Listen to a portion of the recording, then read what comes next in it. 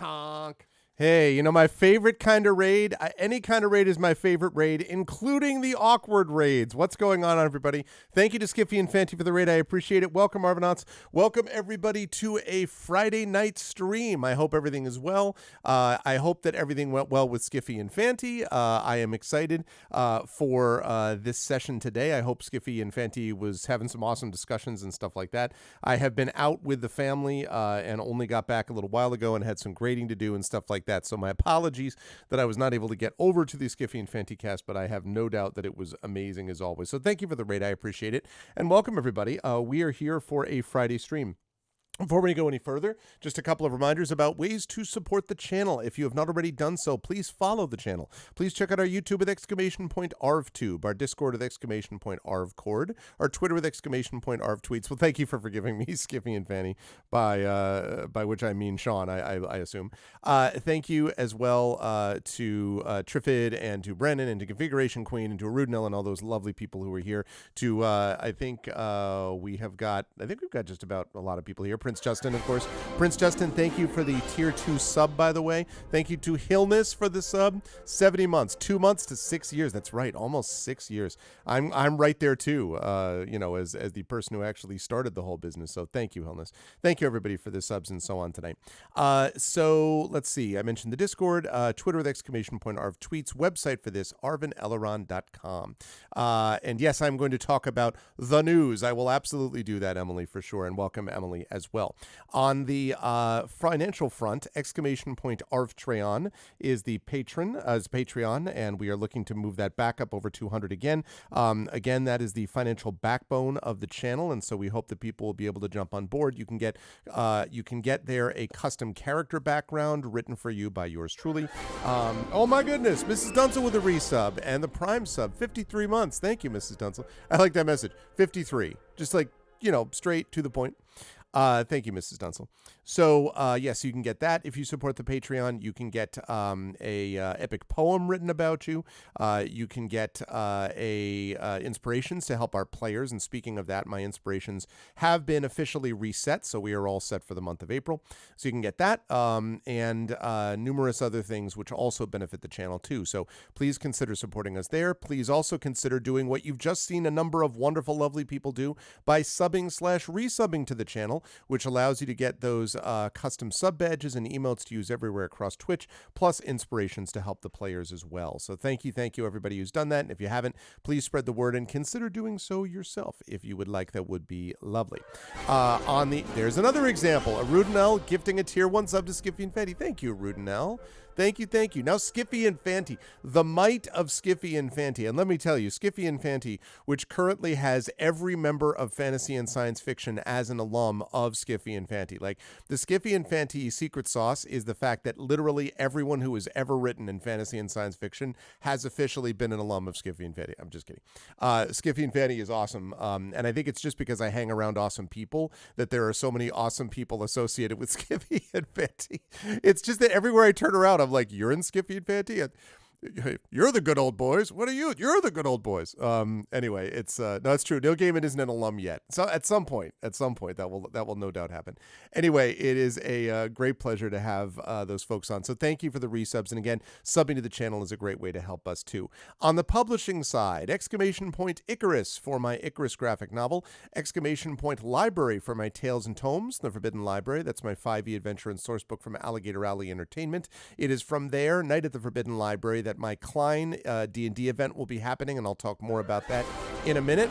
But also, oh my goodness, Prince Justin gifting a tier 1 sub to Jagtris. Jagtris, who of course has subbed on and off with us, and Jagtris has been here a long time. Thank you, Prince Justin. That is very nice of you. Thank you. Thanks for the gift subs, everybody. I really appreciate that. Thank you. And welcome, Jagtris. Thank you so much, Prince Justin. So where was I? Yes. So I was talking about Tales and Tomes for Alligator Alley. And I mentioned Icarus. Well, Icarus, of course, is an IBPA Benjamin Franklin award-winning silver medalist, and I believe that was for the year 2021. Icarus was the silver medalist in the graphic novels category, a great honor. I am extremely excited, for those of you who have not seen me talking about this on Twitter, to say that my novel Greyshade from the amazing Athos Arts is also a finalist in the 2022 now Independent Book Publishers Association Benjamin Franklin Awards for science fiction and fantasy. So it is one of 3 finalists. We will find out next month whether it is a gold medalist or a silver medalist, but even a silver medalist obviously would be a great honor. This is very exciting, folks, and this is the news that I was kind of sitting on for a while.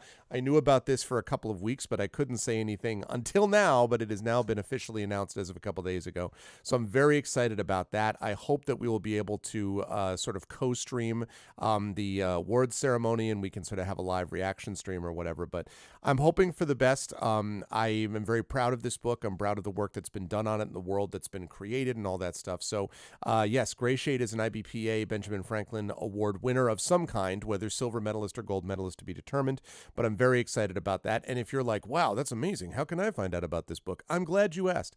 Exclamation point Greyshade is my novel from Athos Arts. You can order a copy at the link that you will find if you put that into chat. And oh, it's not virtual at all? I thought that it was both in person and also virtual, really? Oh, well, then I guess I'm going to have to find out the results afterwards, because I'm sure not going to be able to go out to San Diego in May at the end of my semester, I'm afraid. That's too bad. Oh, well, I mean, I'm hoping that they will announce it like immediately thereafter or something, though, because that would be awesome. Anyway, regardless, yeah, I mean, I would think they would do both just for accessibility reasons, right? I don't know. Maybe not.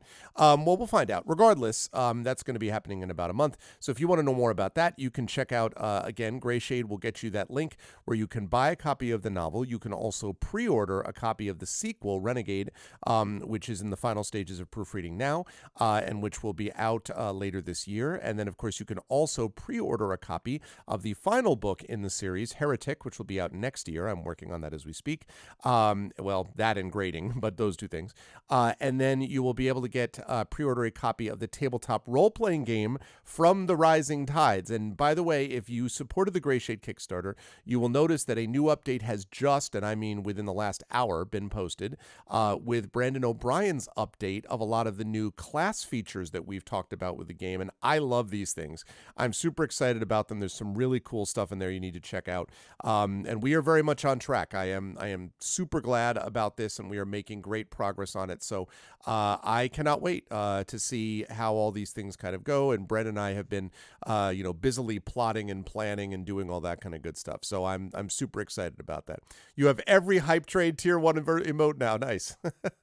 Yeah, it is true. I guess a little bit of Rudenell, but I guess it's hard to find. Sometimes they figure they don't want to do it during a time when it's the summer and folks might be on vacation. I don't know.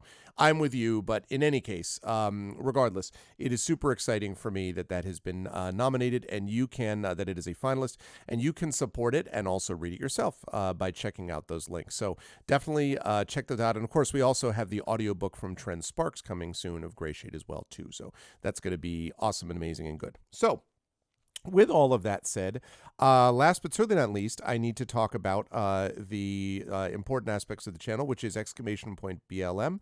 That is Black Lives Matter. Very important to affirm and assert the significance and importance of Black lives. Exclamation point Help Now, the World Health Organization page on suicide prevention. Important to reach out to others when you need help and to reach out to others when they need help as well.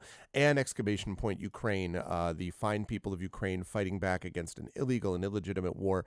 This is our chance to help them stand up, as they have been doing now for over a year, with bravery and courage, and to send the message that we will do this in future when others run into a situation, a similar situation to this. Last but certainly not least, as I've been talking about quite a bit, and I'm going to talk about more as time goes on, this one right here, exclamation point Klein, for my live D&D event at the Klein. I actually met yesterday with the executive director of the Klein, who is, by the way, former Emmy Award-winning producer at CBS. I had a chance to meet with him and talk to him about what we're doing there. Super excited about this event. This is going to be to benefit, this is the kickoff event for ARVCon, which benefits the Damon Runyon Cancer Research Foundation. It will be a live in-person event at D&D, of D&D, and it will feature 4 veteran players. That is Robert Austin James, CS, also known as Darkside Rob, CSE Cooney, Carlos Hernandez, and of course Zach Clay will be joining a high school student selected from an essay contest on stage, and these 5 players will be presenting to you an awesome adventure called Night at the Forbidden Library, which I wrote, and I'm very excited about it, honestly. Like, I'm really looking forward to this. We're going to be in front of a live audience.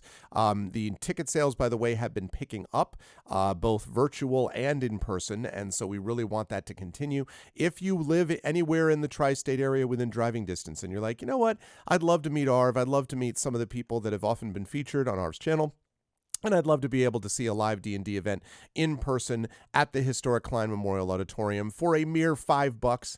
If you are in that category, please mark your calendars and please consider letting me know if you were in the area and would be willing to post some of these flyers, because I can send them to you both digitally and virtually. So please consider doing that. I have both this flyer and this flyer, which I'm willing to print out and send to you. I love that QR code because it's got a dragon in the middle, which I think is really cute. So those sorts of things. Please spread the word. Also, even if you don't live in the tri-state area, those live stream tickets are also $5, and you can spread the word also by posting those flyers, because people can still access it even if they don't live right nearby. So super excited about all that. And again, this event is all to benefit the Damon Runyon Cancer Research Foundation. It will also benefit the Klein, at least the ticket sales will, which is a nonprofit, again, a historic auditorium, which has been around for 8 decades, I believe, and which has hosted the Reverend Dr. Reverend Martin Luther King and numerous others of variously important historical significance, musical acts, comedy, and things like that. And dance and so on. So very excited about doing this and bringing this to Southern Connecticut, and I hope that folks will join us for that kickoff event for ArvCon, !Klein, for more details about that. Exactly, $5 gets you a foot long at Subway, but now it gets you attendance at Night at the Forbidden Library, a live role-playing game at the Klein in Bridgeport, Connecticut. Exactly. So yes, please consider jumping on board with that, because I'm super excited there. Now, with all of that said, let me turn this off, and let me turn on that. So hi, everybody. I hope everyone is doing well and has had a good day today. I have had a very busy day. Very busy, but it's been good with family stuff. My wife, that's great. There's nothing I love better than getting this adjusted, and then the minute I move my chair, having it be like, let me go right back to where I started. No, stay where you are, please. So it's been a very nice day today, but as I say, very busy. I spent a lot of the day today making preparations and plans for my wife is going to be away for about a week, and she is going to be, this is something which is very well deserved and important for her. Hold on a second, just fixing my light situation. Okay, good. Which is important for her, but she is going to be away for about a week, and she's doing something she has saved up for years to do, literally years. And for the first time since my son was born, and he's going to be 7 in 2 months, so that'll give you an idea, she's actually going to be away from the kids generally and from him specifically for a few days. She's doing a retreat, and she's actually going to Costa Rica. This is with a friend of hers, and as I say, she's been saving for this for a long time because she does not get breaks usually much at all, other than ones that, like are over the course of weekend or things like that. So she's going to be going down there for about 5 days doing this retreat, and she's going to be, her job is just to go on, is to basically just be there, do yoga and forget and just rest and decompress and do and all of that stuff. That means that I and my mother-in-law are going to be handling the kids who are on break next week entirely by ourselves, whilst I am also attempting to do grading and other kinds of stuff. So I was about to make a joke about Pray For Me. No, they're good kids. Obviously, they're wonderful kids. And so we have some stuff planned for them, and we have different things. Speaking of one of the people who posted that flyer, a Good Friday, that's right. Welcome, Lotwook. Thank you. Lotwook was one of the people who posted flyers for me. So thank you so much for doing that. Again, that's a big, exciting, like, that really helps. And we're going to be, in case you're curious, Lotwook, we are actually going to have a thing going live in a couple of weeks in a bunch of the newspapers in the state of Connecticut. And I'm also going to be doing a radio spot that's connected through the Klein. And I'm also going to be doing a spot hopefully, I don't, well, I better not talk about this last part because this last part isn't confirmed, but there may be a television thing that may be going on promoting this leading up to it. So, and it'll be of a channel of local significance to Southern Connecticut. I'll just say that. So anyway, all of that is to sort of promote this further. So thank you, thank you, thank you, Loudbooks, so much. But it's going to be Mr. Mom. That's exactly right. But anyway, so we've got a lot of stuff going on next week with the kids, and it's going to be a lot of fun. The big one we weren't sure about. I mean, my daughter, as you know, little Arv is now 15 and a half. So she is like, she's definitely reached sort of middle adolescence now, and is sort of in that, or heading toward, just about reach middle adolescence, and is quite mature and all that. So she'll be fine, although I'm sure, she will miss, obviously, my wife. But, for my son, who has still been very, heavily connected with her all the time and all that stuff. So we had a talk with him about, we have this book about like an invisible string that connects you through love to family members. And we showed him on the map where mommy was going to be. And he was like, because he's got a great sense of humor. He's like, so that string is going to go up in the plane. It's going to go all the way to Costa Rica. He's like, that can't be. Someone's going to break the string. It was very funny. And my wife was like, no, this string never gets broken. It's not how it works, blah, blah, blah. So it was very cool. But in any case, so we will have that. And I'm going to, we're going to go on a couple of local day trip things. And I am going to, we're going to kind of bounce off things. My daughter is doing creative media in her arts program. And so that means that she's doing film stuff. So she's doing a music video of as one of her like capstone projects for her freshman year, of me and Julio down by the schoolyard, produced, directed, edited, filmed, all by her. And so the principles of this are, my wife and I had supporting roles, and the two main characters in this film are herself and my son, her brother. So, and my son got this big, like, he's like, I'm a main character. And she's like, well, you're one of the two main characters. He's like, sister, when, because he calls her sister a lot, when am I going to be able to film? When do we do the film? And she's like, that. She's like, today? And she's like, no, tomorrow. So he's very excited to do the film, which is going to be a lot of sort of dancing around and stuff like that. So it's going to be fun. Anyway, and so she's going to be leaving. I'm dropping her off at the airport tomorrow, and then she's going to be back the following weekend. So it'll all be good. We'll all get through it. I do have a teaching day in there as well, but we have everything arranged and set up. Still, it means there was a lot of sort of prep work that we had to do today. So I was running around quite a bit. Yeah. Let's not get mini Arv. Well, no, not quite. 6 is turning 7 in June. Later on, he'll probably think about that stuff anyway. But so I'm excited. I'm excited about it, and I'm excited about like sort of. I'm both nervous and excited about having both kids that I'm largely responsible for completely on my own, basically, along with my mother-in-law helping. But I'm sure it will be great, and I will let you all know about things that happen. One of the reasons I'm going on about this, though, is that tomorrow night, Saturday night, therefore, may or may not be affected by this. Now, I don't have complete... I don't know yet. It depends on when we get back from dropping my wife off at the airport. It depends on what state both the kids are in and how well I'm able to get everybody to bed and all that. So I will, again, I'm not 100% sure what's going to happen tomorrow. That's one of the reasons why I put sorcery tomorrow as well. If I have to, I may push back or may have to cancel tomorrow. So I even put on the calendar tomorrow, Saturday night is very tentative. We will see. After that, though, next week should be fairly consistent. Tuesday, we will have the final vote for the Patreon Field Chat Chosen Game of the Month. We will also have Sorcery again. We will have Chained Echoes over on Pen and Pixels and GOG Comms Twitch channel. And then Tuesday night, we will have the full crew of the Arvocalists. So KP, Remel Turnus, and Zach Clay will be back with us. Then we'll be off Wednesday, Thursday. Then Friday, we have Valorword, Speculate with Court of Blades Valorword. Friday night, that'll be happening.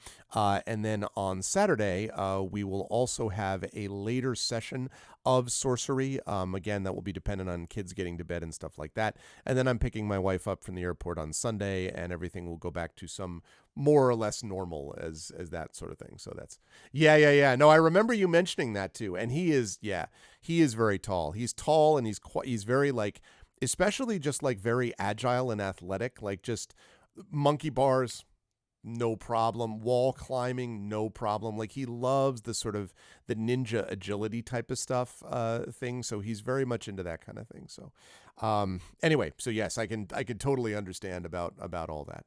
So that's what's going on with the channel and with me and with things like that and with the schedule over the next couple of weeks. So I hope people will take that on board. With it all said, though, today you all came here to play a game, I believe. And so let us go do that.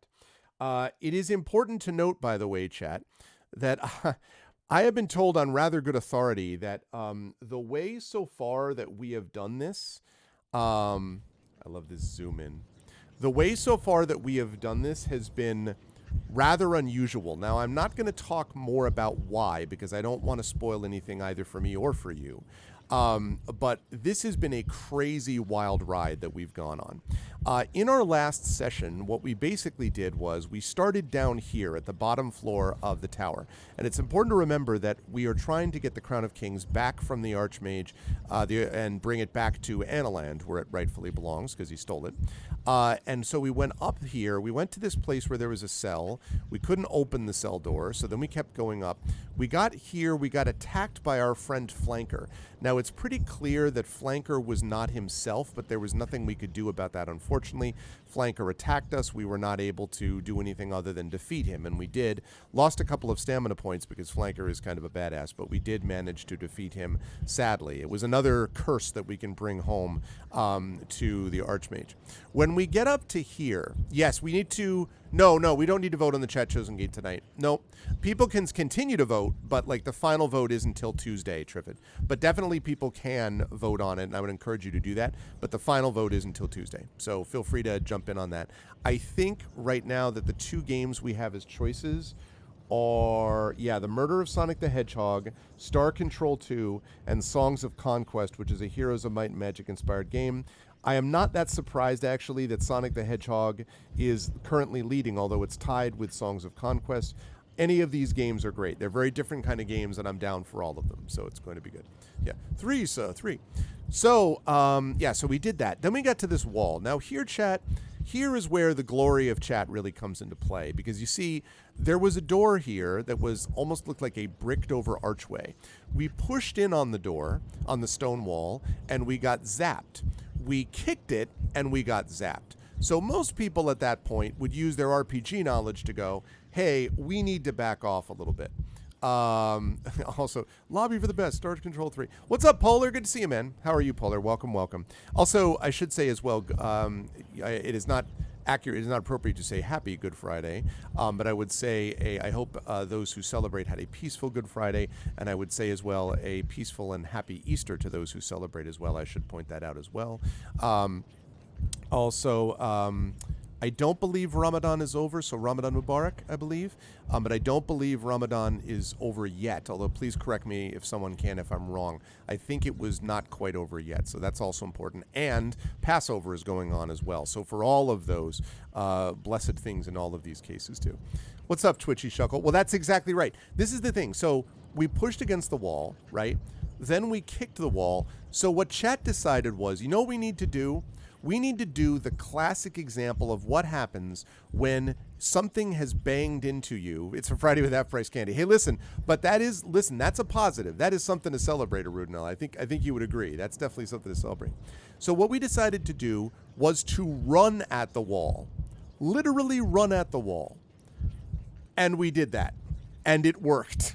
We literally ran through the wall because it was an illusion, found ourselves in a library. This is the Archmage's library. We read a bunch of books there. We slept there, first of all. We ate some purple leaves, which turned out that it worked. It was the best bet I do have. That is such a good quote, Arudinel, for everything, right? It's just so accurate.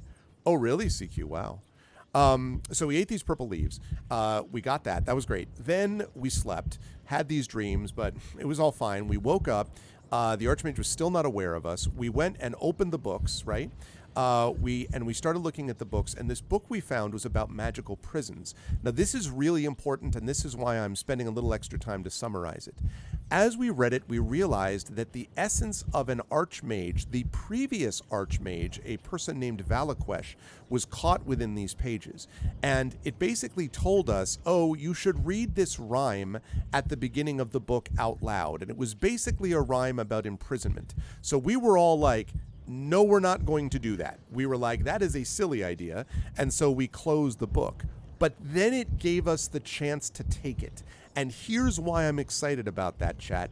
Because I bet that if this has the previous Archmage, something about this book can help us with the current Archmage. I feel like that's because it was so weird that we ended up here in the way that we did and how we did and everything. I'm really hoping that's the case, because it would just make me feel so happy if that turned out to be something that works in our favor. Anyway, we did that, and then we read a second book, The Power of Perception. We read it over and over and over again, got more and more sensitive until we saw this thing you see on the map, which is a secret door to go up the stairs. And that, chat, is what we ultimately decided to do, was to go through this secret door that we found through this. So it was quite a session. Now, a couple things I want to note for chat as a reminder about this. Keep in mind, actually, let me pull up my...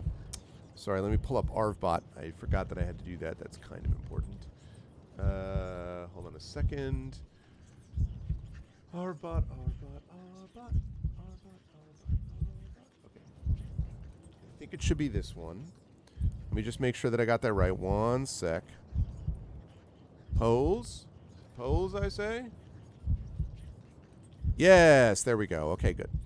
So, there's that. Okay, good. So, very important to note this. As we make our votes, as we go through, when we were down in the area of towers, which we now think, because of some of the history we read on these books, was a mage's college. At some point in Mampang, they built a mage's college here, apparently. While we were down there, we found a room that had an hourglass. And the hourglass kept sort of repeating itself. And what we did was, it allowed us to unscrew the hourglass and pour the sands of time out onto the ground. What that did was lift a curse from us. And I'm pretty sure the curse that it lifted, we talked about this, was the curse put on us by Throbin, who was the guy who originally made those doors, those Throbin doors. A curse that would cause us to be resurrected over and over and over again. It said that a big weight had been lifted off our shoulders, which is good.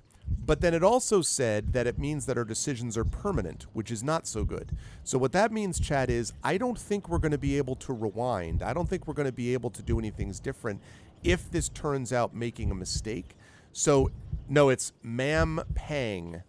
Mampang. Not Manpain. Mampang. Mampang. I don't know how else to pronounce it. I'm pretty sure it's that. The Curse of Manpain. It is. The Curse of Manpain. No. M-A-M, Pang, like as in pangs of pain, pangs of love, pangs of despised office, etc. It'll always be Manpain to me. So what I'm saying is we need to be careful about the decisions that we make. I think we've navigated things since having that situation happen beautifully, but we do only have 11 out of 26 stamina, and we're close to our goal, chat. We are close to the Archmage, and we have this book, which has got to matter in some way. So we got our magic, we got our systems, we got stuff. So let's keep that in mind as we move up here, because it's going to be important. Oh, man. I know that Manpain only too well, yes. Okay, and there was something else I was going to mention. Oh, completely not related to this. We tried reading the book. We read the book, but we read the book and it told us about prisons. Then the book told us, hey, you should read this thing out loud. And that's when we shut the book. But then it gave us the chance to take it. And we are convinced that means that the book is a trap for someone else too, and that's going to connect to things. And to be clear, Twitchy, because I know this is the first time I've seen you in here, so I believe it's the first time, Please, no spoilers for anything at all, okay? If you happen to have played this before, please don't spoil anything. If you're guessing along with us, that's fine. But my guess, and I think we agreed on this mostly, is that this is going to be something which will help us against the Archmage. So I hope so. You avoid the adventure books, okay? So you're blind, awesome. Yeah, I'm hoping that that's the case. It's going to be really cool. If that is true, I'm going to be super happy about it because I just would be so perfect if that were the case. I did want to mention, having nothing to do, we are low in stamina, 11 out of 26. Part of that is because we have more maximum than we used to, but still 11 out isn't great. So there is that. I do want to note, though, just very quickly, that yesterday, part of this lead up to stuff was my wife and I got the chance to watch a movie, just the two of us, in the theater for the first time in like a decade. I mean, probably. It's been a long time. And we went to see the Dungeons & Dragons Honor Among Thieves movie. That is a good movie. Let me tell you right now, it was a good movie. It's not perfect, but it's good. It was well worth seeing. I'm really, really happy that it was made by people that actually liked Dungeons & Dragons. It's tons of fun if you've played D&D, and even if you haven't, it's just a fun story. I really liked it. And I have to tell you all that in the middle of this, yeah, exactly. I can hear that for sure, Twitchy. I'm a 35 years plus DM myself, so I know that feel. Trust me, I'm totally with you there. As someone who started playing Dungeons & Dragons, as you've all heard me talk this story, 6th grade, playing Keep on the Borderlands as a player, not knowing what was going on, and then a year or two later, picking up the Red Box, I think 1985 or something like that, which I still have back there, that Red Box. Dungeons & Dragons was hugely important to me. It was something that became important to me at a time in my life when I was being severely bullied. And it came to me at a time in my life where I kind of felt like I was helpless to do anything or to control my environment or that sort of thing. And D&D was the one place where I felt, along with some of the books that I read, where I felt that I could have control and I could imagine myself in a different way. And so I don't want to be hyperbolic about it, but it had an enormous, almost saving my lifestyle influence. And I have to tell you that watching that movie, I teared up a little bit, having nothing to do with the plot, but simply having to do with the idea that such a long way that we've come, that coming from something where mentioning it or saying that you were involved in it would kind of give you this like, what? Why would you play that? Type of thing, to like abject bullying, even though I was never directly bullied about D&D, but it was one of those things where people always kind of gave you the side eye and everything, and it was just the satanic panic. My parents did not have an issue with that, but like there were others who dealt with that. Just to see us coming from there to where you can have this high budget, high concept, so to speak, movie with actors like Chris Pine and many other good actors in that whole thing. It was a pleasure to watch the joy that you can tell from from the people who wrote it and from the people acting in it. It is so wonderful to see that joy brought to more people, and I felt very moved by that. I was just like, we've come a long way, and I felt really, really good to see that movie, not just because I enjoyed it thoroughly as itself, but also because of what it says about the structure about this. So I really liked it. And again, is it better than Fellowship of the Ring? No. I mean, I'm not saying it's better than those things.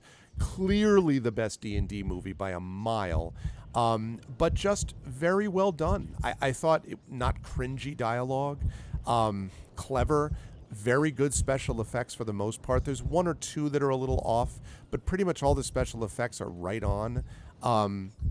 A lot of good stuff. So I highly recommend it. If you like D&D, it's worth it. And it felt like a D&D campaign. It felt like the silliness that happens. Plus, oh my God, if any of you, and I know Arudna has, if any of you have watched a lot of the Tyranny of Dragons campaign I ran on here, which you can find on my YouTube channel, or the Storm King's Thunder campaign I ran over on GOGcom Twitch.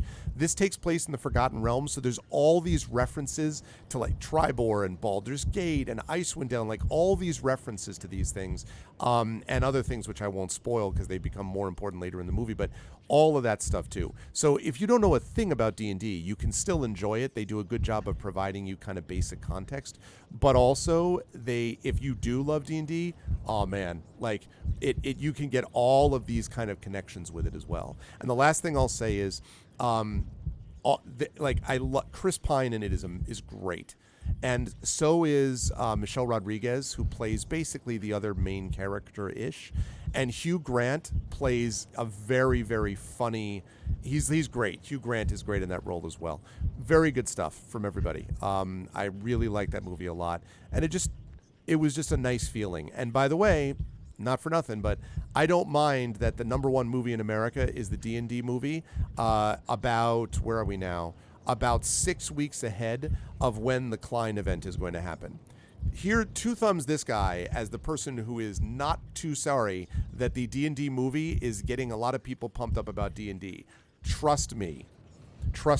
And yes, this obviously sets up a franchise. Obviously. Like, there's no question about it. And thank God, because more great storytelling being done. This is a big deal for our hobby folks. It's a big deal for D&D. It's a big deal for role-playing in general. I think it may help the channel in the end as well. But I mean, I really was just happy to see it. Exactly, Twitchy. Totally agree. Did not feel like a money grab at all. The biggest difference between this and the 2000 movie is the 2000 movie felt like it was made by people who didn't know the first thing about D&D, and nobody wanted to be in it. Jeremy Irons didn't want to be in it, acting in it. Nobody wanted to be in it. This movie, everyone seemed to have a blast, and clearly the directors loved D&D. You can tell. It feels that way. It does not feel like something that they're like, okay, I guess it'll make us some money, roll eyes. It was not like that at all. There's a lot of joy in this film. I highly recommend it for that reason. So it was good stuff. Hey, what's up, Dunsel? Good, fun fantasy adventures? Ooh, I have to disagree with you there, Dunsel. I loved, I did think it was a good, well-made fantasy adventure, but I disagree. I thought it was very much a D&D movie. Very much. And I thought it was well done in all of that respect. Right down to the kind of character types, to things going right and then going wrong, to magical items. No, I felt it was very D&D. Nope, feel free. We can certainly agree to disagree. That's fine. But I really liked it on all those levels as its own movie, but also as a D&D thing. I loved it. Really, really liked it. It was cool. And I'm not saying, again, I want to reemphasize, I'm not in any way saying this is God's gift to movies. I'm not saying that. But it was so nice to see a good movie that wasn't just sort of like mocking people who love D&D, but was also self-aware enough to be able to make some jokes about funny and silly things that happen, but without making it feel like, oh, listen to this stupid thing that people do. It wasn't like that at all. I really, really enjoyed it. Yes, I have seen that. Well, he didn't. It was clear, Hillness, he didn't want to be there. I mean, like, I talked about this before, then we have to get into the game, but I talked about this before. X-Men, the original X-Men, right? The famous corridor scene where Patrick Stewart's Professor X and Magneto, played by, of course, Ian McKellen, they're leaving after this hearing about whether to put in this new bill, pass this new bill which could become law affecting mutants and everything, and Magneto's walking away, and Professor X is just like, stops, he's like, Eric, and they have this discussion. It's about a minute and a half, but in there, at one point, Magneto says, like, what are you doing in there, Charles? And Professor X says, I'm looking for hope. That scene is completely compelling. And you know why? Because the dialogue is decent, and because the director, Bryan Singer, was like, okay, two Shakespearean actors among the best of their generation, I'm going to let you do your job, and we're just going to watch. And they did, and it was brilliant. And they both wanted to play those characters, and they both wanted to be there, and it showed. And you end up with a movie which I think did more to resurrect the superhero movie than any other, and that includes Marvel and everything else. The renaissance of the superhero movie started, in my opinion, with that X-Men movie done by Bryan Singer. That's really where it started to happen. That sequence is amazing. Compare that to the 2000 movie where they put Jeremy Irons alongside these other actors of varying qualities, and then just watch as he chews the scenery, and then there are these gaps you could drive a truck through between dialogue where he clearly hates every bit of it. Don't take a paycheck for a job you don't want. If you don't want to be there, don't take it. I lost a lot of respect for Jeremy Irons with that, to be honest with you. If you're going to take a paycheck and you're like, I wish I didn't have to do the movie, please don't let people know that. Do the job. And if you don't want to do the job, give the paycheck to someone else who will do the job. In this movie, the people getting paychecks absolutely 1,000,000% wanted to be there. There's not a single one of those people in this movie that I saw that you could be like, oh God, why are these people don't want to be here? Not a one of them. And that they deserve credit for that. They deserve credit for that. That was something that was born. That's why you're jobless. I loved X-Men. Yeah, like, and that's what I'm saying, Skiffy. It's like, don't do that. You know what I mean? What if you want to do any jobs? Well, in that event, you know, you should become a certain... no, I'm not going to say it. I'm not going to say it. I was going to make a comment, a political comment, and I will not do so. He may have a really nice castle. Good. He should rent it out to the people that just suffered through his terrible movie. Listen, when the best part of your movie is Damon Wayans... no, I don't think it was Damon Wayans. It was one of the Wayans brothers. When the best part of your movie is one of the Wayans brothers, you may have a problem, okay? It was... woof. They never look like they're phoning it in. Right. Exactly. Oh, yeah, I totally agree, Rudnell. And I thought that Jeremy Irons, I've seen him do excellent acting in The Merchant of Venice with, of all people, Robert De Niro as, Al Pacino, I beg your pardon, as Shylock. I thought Jeremy Irons, who plays Antonio there, was good. I think Irons is a good actor, but I completely lost respect for him after that. Don't do that. Like don't, it's just stealing a paycheck to me. Anyway, the point, let's not dwell on crap. This movie, not crap. This movie was good, so I definitely recommend it. Okay, now having said all of that, let's get into this thing. Let's go freaking take out an Archmage, shall we? This one we're doing because it's what we have to do, up the stairs. You climb another winding set of stairs up to the next level of the tower. You are high now. The wind outside is roaring past, shivering the glass in the windows. Okay. The corridor winds around the tower until it reaches a small wooden door. Another window casts a dim light across the floor. This is the top of the highest tower in Zaman. This is the garret of the Archmage himself. You are mere footsteps from your goal. Looking out of the window, you see a dizzying drop to the citadel below. All right, let's see what casting a spell involves.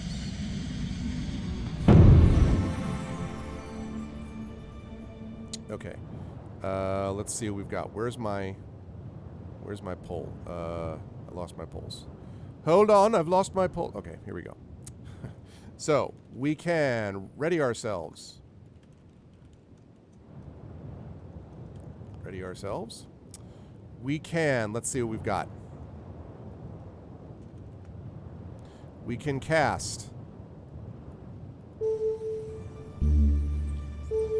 Madge. I want to say something about Madge, by the way.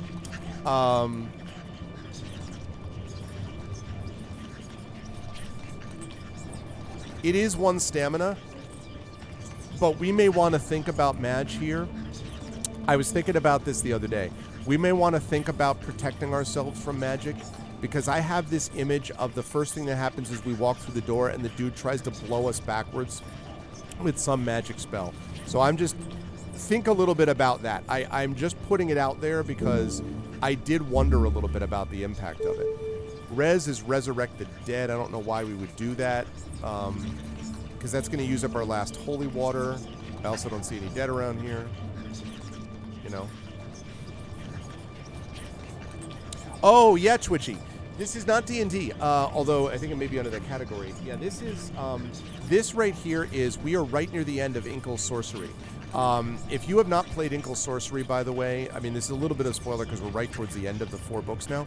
This entire series is incredible. Best game books ever made were Steve Jackson's Sorcery series that came back in the early 80s. I have all 4 of them. I've streamed them on stream, just the books.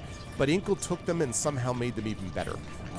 Just incredible work by a studio which has done good stuff since. And so we actually get to vote together on this. In a way that I will explain once we get there. So, we can see the future. See the future.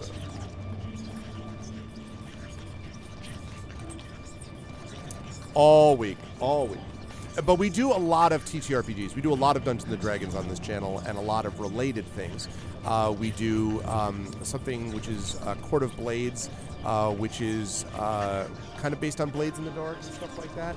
So we do, if you like that kind of stuff, the way you've been talking about like the movies and things, you may have found a home here, Twitchy. We do a lot of that cool stuff here. And I also think we have the best, clearly the best community on Twitch, which is nothing against everyone else's community. I just think we have incredible people here. So, right, okay, S-U-S. That's, I love this one. Cast sus. This is like walking into a nuclear reactor and pulling out a Geiger counter. Like, guess what? Yes, everywhere is danger. Let's see if there's danger. Do you think? Okay. Sense danger. Let's see. And it costs 1 stamina. Yeah. Inkle's great. Inkle's great. And they don't do stuff very often. They do games every so often, whenever they do one. Around the World in 80 Days was good. Heaven's Vault was decent, although I didn't like it as much as some of their other ones. I already did Riz. F-A-M. I think that's all, actually. Okay. Oh, shoot. I should have done this one. All right, wait a second. Right. Cut this. Sorry, I didn't realize that was the end of these. I try to put these, if I can, I try to put them in order of what you see on the screen to make it a little less confusing. Okay. Try the door. Okay, so there we go. So the way this works is, to vote, you do $vote space and then the number of the option you want. So if you want to ready ourselves, it's $vote space 1. If you want to try the door, it's $vote space 2. But again, be careful. We need to think about, because the Archmage is in this room. We heard him writing upstairs, so he's going to be in this room. So think about that. Then we got $vote space 3 is Cast Mage, 4 is Resurrect the Dead, 5 is Far, See the Future, 6 is Sus, Sense Danger, 1 Stamina. So you can do that, and if you vote and then change your mind, you can always go $change vote, all one word, space, and then the number you want to change your vote to. So you can always do that as well. And this bot is brought to us by the amazing Effect Life, who programmed this. So keep that in mind.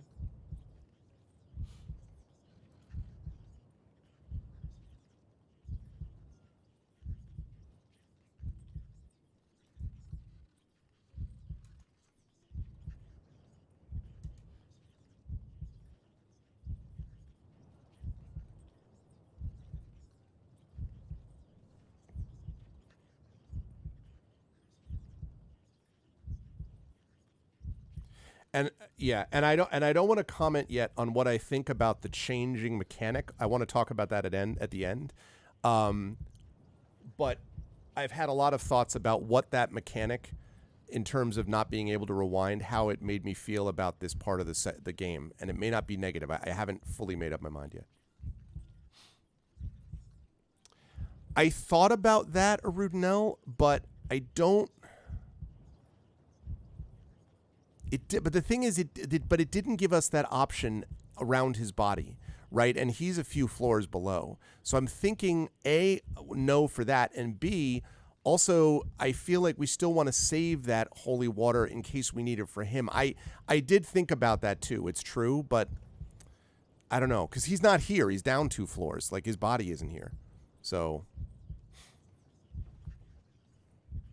but it does make you wonder a little bit. Okay, last call. Last call for this. Yeah. I don't know, though. I mean, I definitely was like, you know.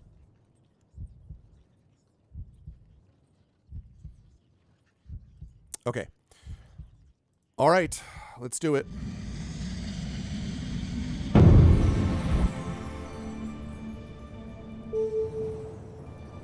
Oops. Let's go. You cast the spell, and a veil of magical protection shimmers into place around you. But can such a shield protect you from the power of the Archmage himself? From somewhere below, there comes the echo of screams. Never mind, we got an Archmage to worry about. Okay. So now that we've done that, let me clear these. Okay, we're going to find out if it's going to protect us from him. Okay, so here now are our options. Ready ourselves, try the door. Now, we don't want to take too long out here because the mage spell is going to wear off. So we don't want to take too long. So just think about that. We can either ready ourselves or try the door or do one of these others. Oh, wait. I think I just made a mistake. Cast sus, cast far. This was the other one. It was cast.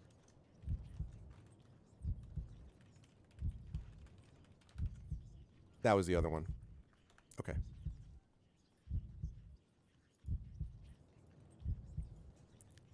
Yeah, exactly. Hey, what's up, Dragonspear? No, but we may or be close. Yeah, I wondered about that, Arudno. And we're not finished with it yet, Dragon, although we're getting there.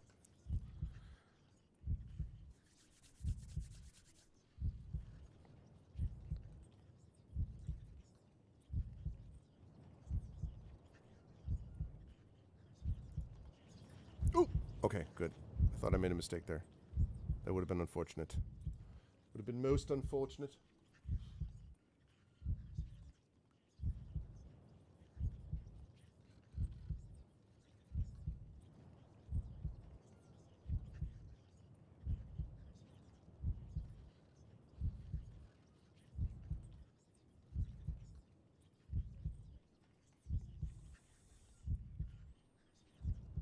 We might be. We just woke up the Archmage. Not spoilers. Okay, okay. Cool.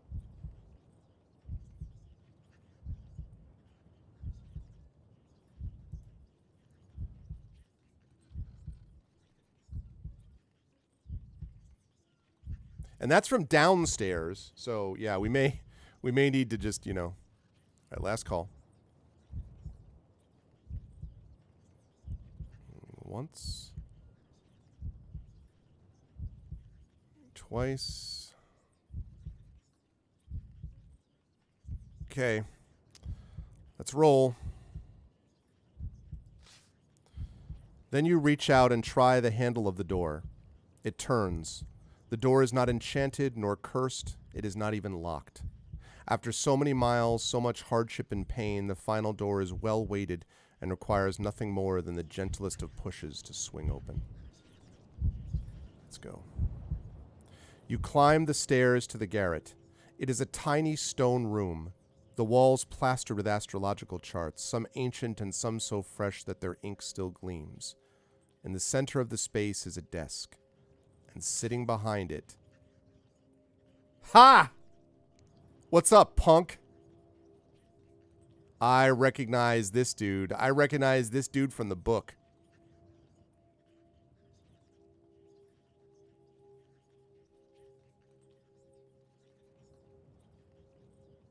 Exactly. I can't figure out the second stanza. Behind the desk is a wizened old man with long shocks of black hair. He holds a quill pen and looks up curiously as you enter. Yes? Can I help you? Okay. So we say, I am the Analander. Oops, nope. I have come for the crown. Or I have come to kill you. Interesting. What should we say, chat? I feel like the first one and the third one, maybe if we say I've come for the crown, he's just like, oh. He's like, I don't know. If he's just like, wait, the Analander, fireball, I don't know. But I'm good either way. I also can imagine us just being like, I'm the Analander, suck it, you know? I don't know. I'm open to whatever. I can go either way on this. I have no idea.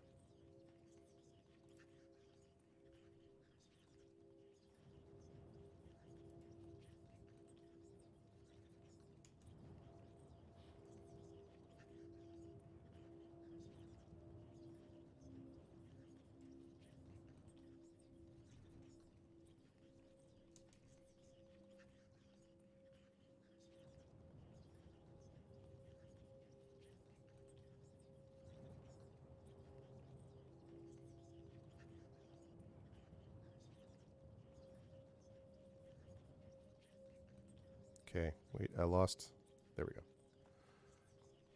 You have my crown. I have come for it. Yeah, yeah, yeah, yeah. Hello, you've stolen something. Like this, think about this, people. We've been on the road, right, for like weeks.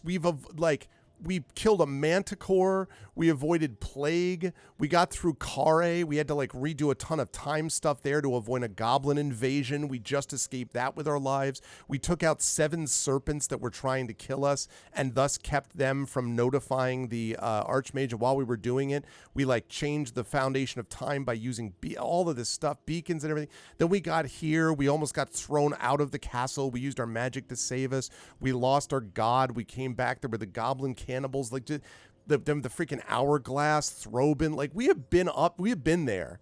You know what I mean? So it's like, here's the guy. It's just like, okay. I am the Analander. You have the crown. Yeah. So it's pretty wild, I have to say.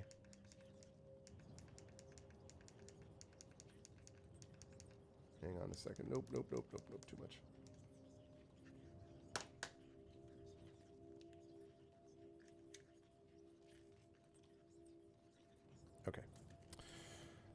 Okay, here we go. I have come for the crown. The man frowns with evident puzzlement. Then he seems to understand. You must be the Analander. The Analand himself. Well, I knew you would come, I suppose, despite what I could do. Welcome. So this is the first time the dude knows that we're here. That's pretty slick. The first time he's figured it out is when we got into his freaking study. Greetings. Do not pretend you are pleased to see me. Give me the crown. Oops. And I will leave. Or cast a spell. I'm going to put cast a spell. Normally what I would do... Let me explain, Chad. Normally, if it says cast a spell, I go through and I look at the spells so that we can make all the decisions at once. However, in a case like this, I don't know if cast a spell is going to shut off other options or not. It might not. It might be that casting a spell here is going to be something that will make him be like, blah, or it might make no difference at all. So that's why I'm going to give us an option if we want to cast a spell or not. So we can say... Greetings, that's $vote space 1. We can say, do not pretend you are pleased to see me, that's 2. We can say, give me the crown and I will leave, that's 3. Or we can try to cast a spell and then I'll see what spell options there are.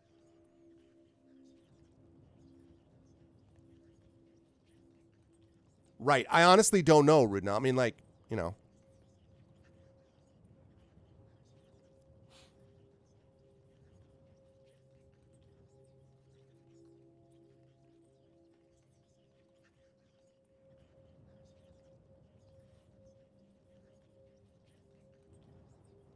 The annul land, yep. Because there's that whole business about annul, like time and all that kind of stuff, Okay, I'm going to last call this. Look, would you trust that guy? I don't know. I like his little familiar sitting there, by the way. Right here. I love that little familiar dude. No. I totally get that. I totally get that, Twitchy. That's why we have, votes totally. Okay, I'm going to close this because it seems like chat is in.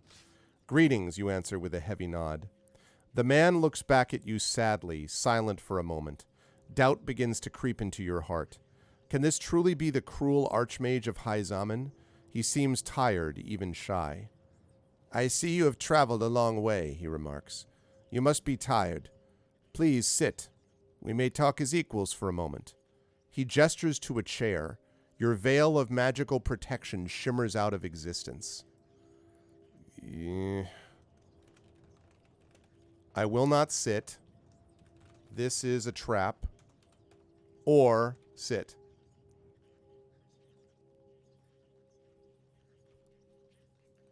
What should we do, chat? Careful about the YOLO, Hillness, because literally YOLO is true in this game now. If we do actually, everyone do what you want, But just be aware that, like, it is true. YOLO literally is the case. So, well, okay, but if as a result of it, we all like, okay.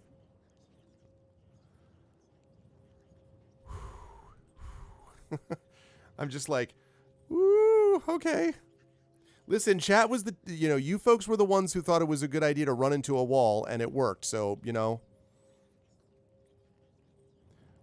What do you mean next time? There is no next time. That's what I'm saying. This is what I'm saying, Hilness. This is your one and only shot. This is what I'm saying. Because guess who's not replaying the entire series? That would be me. I'm not doing that on stream. Love the game and all, but... Oh, no, wait.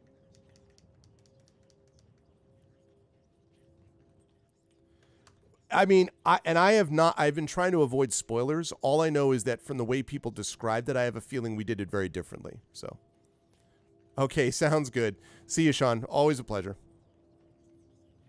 Can't cast it when we're dead. Can't cast Resurrect on ourselves. I don't deny that. 7 million points.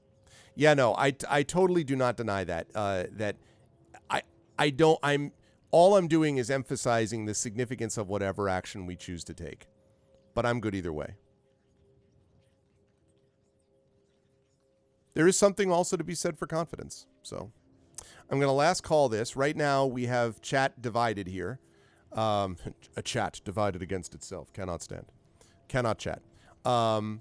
So we will need someone to break this tie, either by voting for an option that is currently tied, or by change voting and do something else. Excuse me.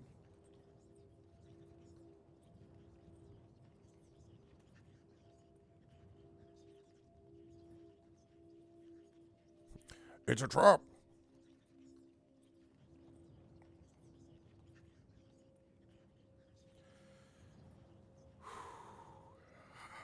All right. Going once. Going twice.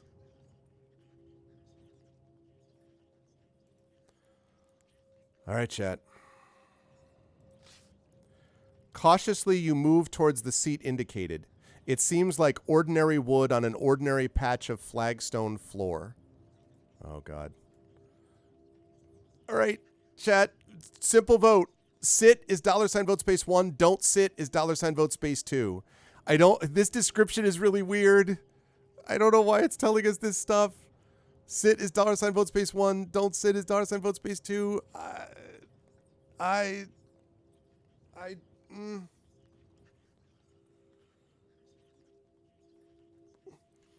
It's like, but the game has been very good at that. Sometimes it gives you all these details and it's fine. And other times it gives you these details and it's like, well, I was trying to warn you. Like it's, woo. Are you sure? Yeah. Oh, God. Oh, my goodness. You notice, by the way, that up here, the heartbeat has stopped because we're up to the top. And so it's like we're right in the like observatory type of thing.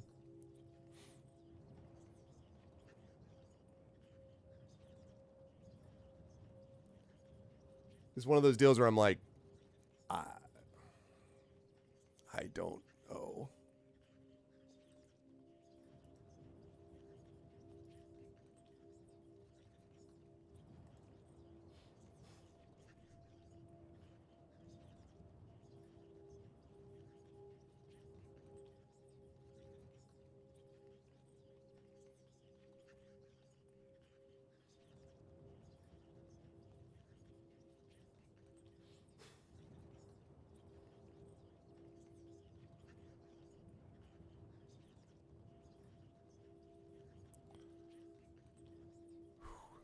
That's true, or lose it all at once. Well, we're about to find out. Okay.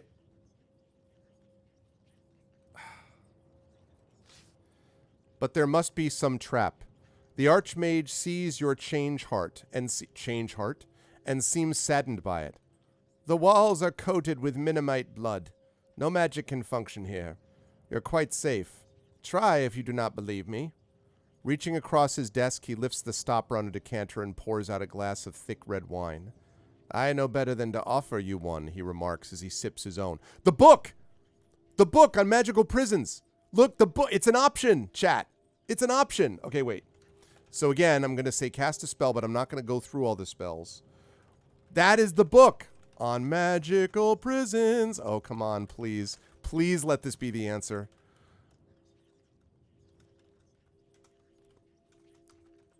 Oh, please let this be the answer.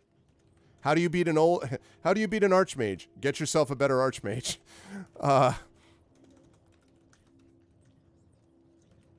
And then we can say, so where is it?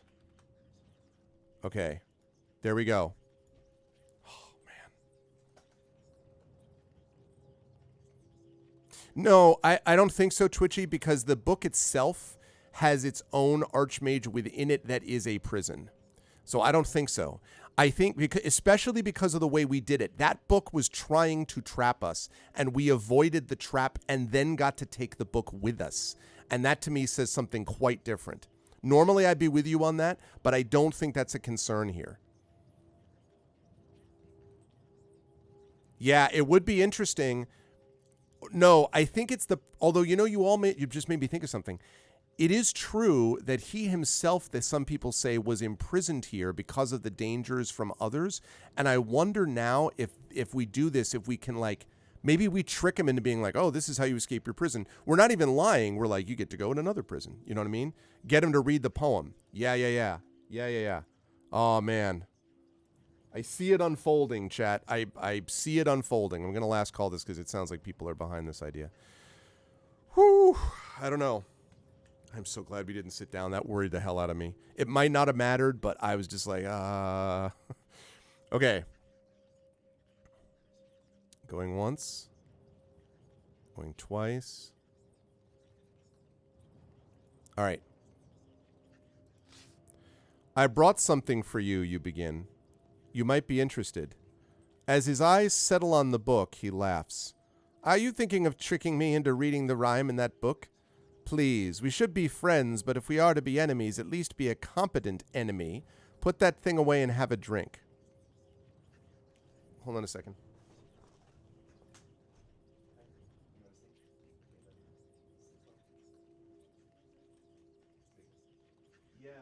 That's actually going to get moved over to the other one, and they're going to put an even fancier one for this side. But it's going to be nice to cut down the light when it's hot. Love you, honey. Okay. So, all right. I still say that book's going to work. I still think it's going to help. Okay. Now the question is, cast a spell, which supposedly we can't do. Pour ourselves a glass. Or, so, where is it?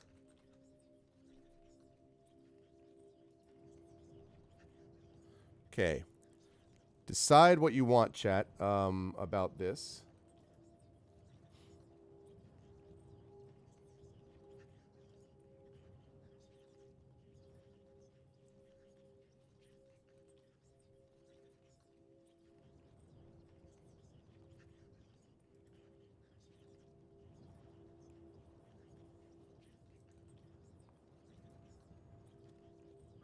Okay.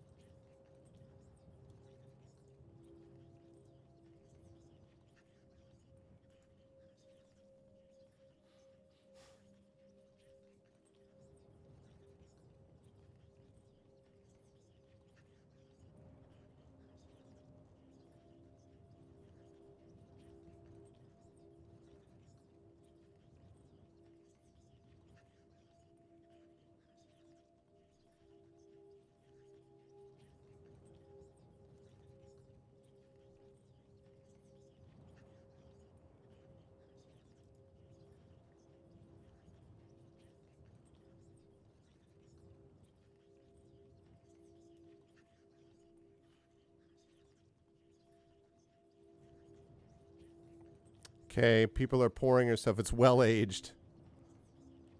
Okay, last call. Last call. I see people are looking for wine. At least that's what it sounds like.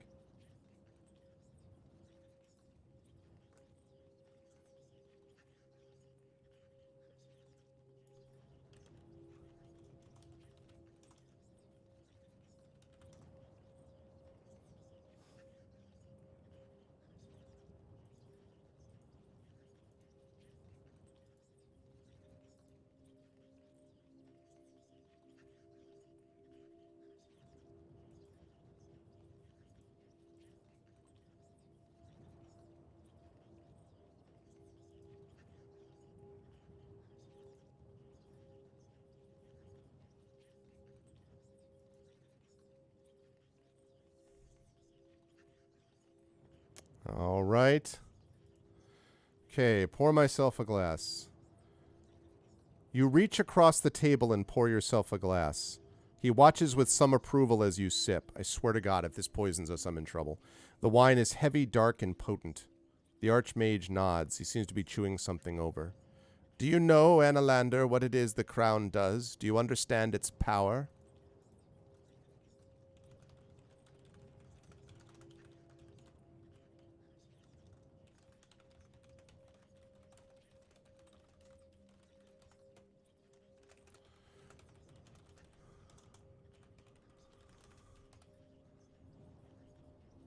I am tempted to point out that a new study has proven that moderate drinking, that even moderate drinking is not healthy, and that any kind of drinking is not healthy for you. New studies have demonstrated. But I will avoid making, the claim. Know what the crown does.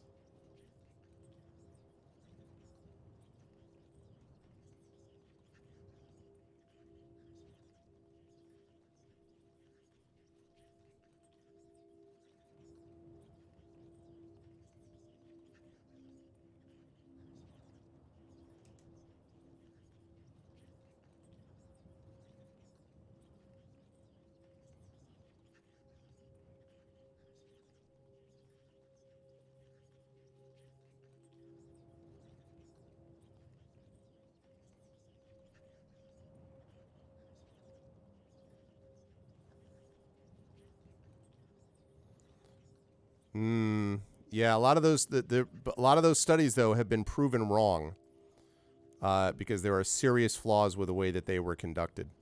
I just read about this in the New York Times, and I just thought it was kind of fun because I was like, I resisted the urge to say this is my shocked face, but that's okay. Okay. I think, let's see, last call. Do we ever know? Yeah. But I'm not, I'm mostly being being tongue in cheek on this. Okay, going once, going twice. Okay. The crown controls the will of others. Precisely, but perhaps you have not quite understood the depth of that. The crown is a Grimalkin, a construction for the channeling of starlight into magic. It is set with jewels of gold and lined with a ring of bone and covers the wearer's skull in cloth. It generates spells of both illusion, worship, and mental insight. Well, they're reporting on a study that was done in Canada by well-respected researchers, though. The fact that the Times is reporting on it is just, they're just the messenger. The actual study is separate, and I went and looked at it myself. That had nothing. That was not the Times. That was just, they were just reporting on this study. Okay, so $ vote space 1 is it does not matter how it works. $ vote space 2 is I know it cannot be left in your hands. Those are your two choices.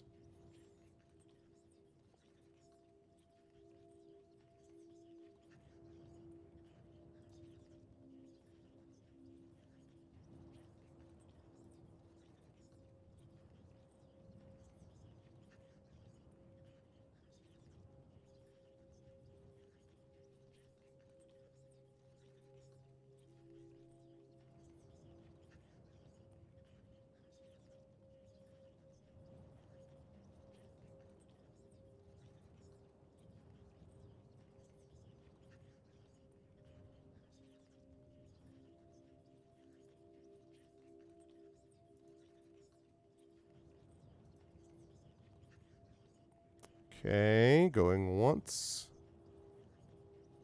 Going twice. I'll last call this, but it's just one word there, Mrs. Dunsel. Change vote. Yeah, that the game gives you some of that idea, especially in book 3, the idea that we may have been the bad ones. But that's also a classic of bad guys to make you be like, maybe you're the bad guy, you know, type of thing.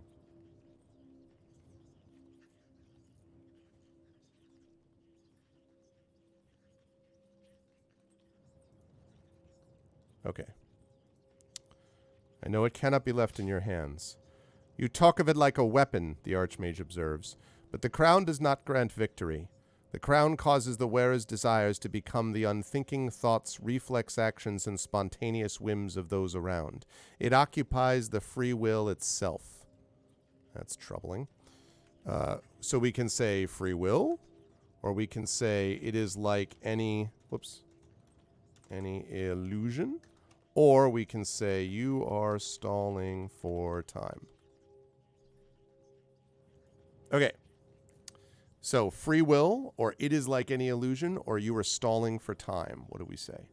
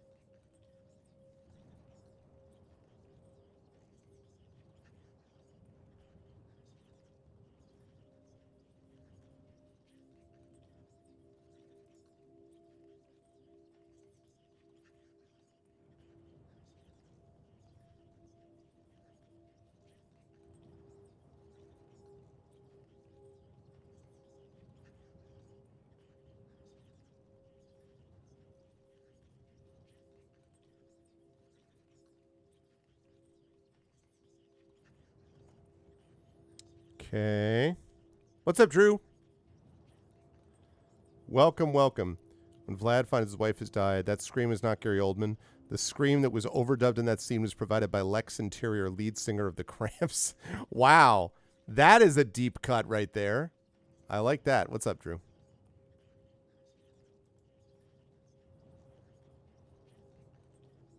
Maybe he's stalling for time.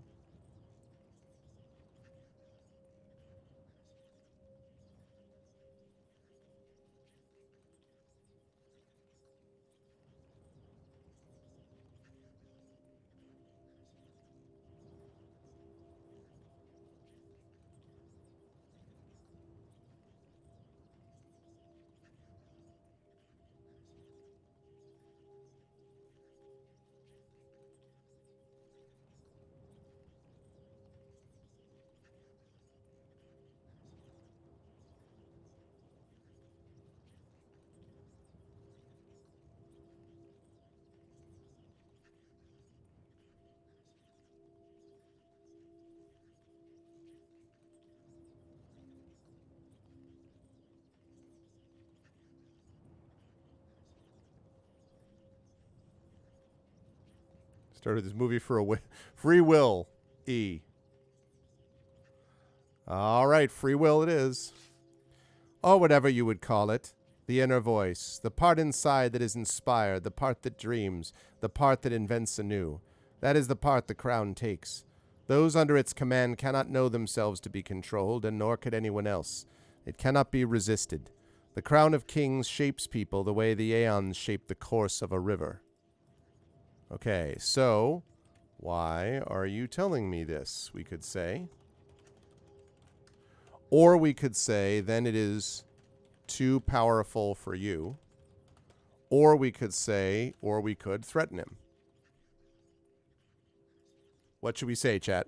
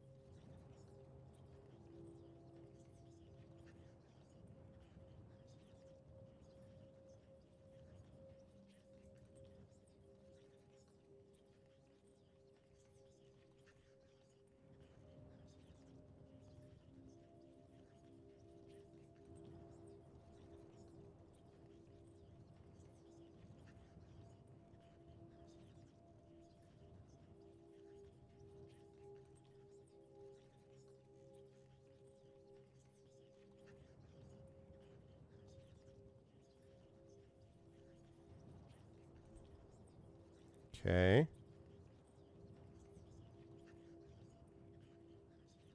Yeah, exactly, Twitchy. Like that, exactly. Exactly. Like, is he. But again, I don't know.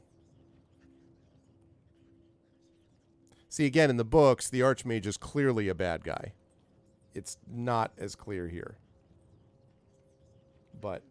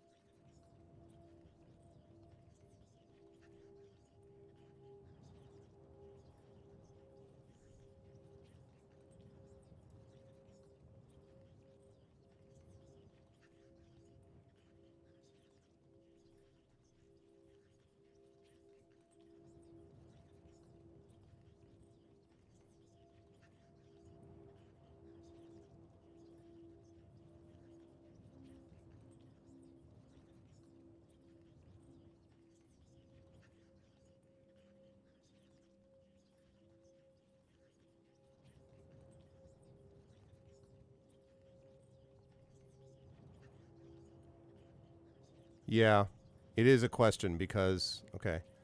Why are you telling me this? His reply is strangely gentle. I am trying to make you understand something which will be most difficult to understand. And I mean you no offense by that. You are intelligent enough, but I fear you have a shock in store. He pauses for a moment, his eyes filled with a strange sadness. You have come a long way for this crown. I see that. You think me evil, a tyrant. But I am none of those things. I am the Archmage of the Fortress of Sorcerers, a fading but noble institution, and I spend my days trying to repair the terrible destruction wrought on the lands in my care by your ignorant, reckless use of the beacons of past light. Okay. So, Mampang is a place of evil. You placed those beacons yourself. There was some word about that. That in 3 that somehow that had happened, but it was very unclear that would. I mean, not unclear in the game. I just mean like there's no way we could know that ahead of time. Basically, that it was going to have effects one way or the other, and it's unclear that that's happening in any case.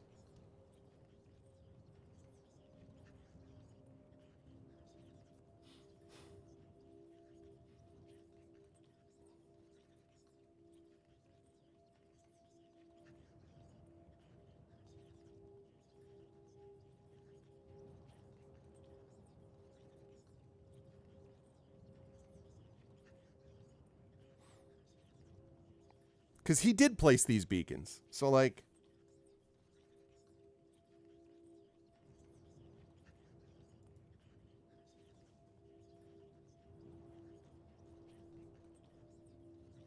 If the crown makes you do stuff, maybe we get the crown.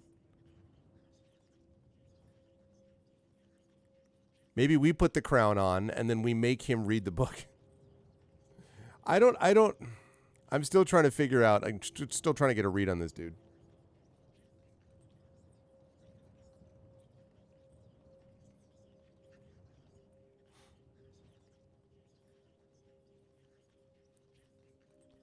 Butterfly effect, exactly.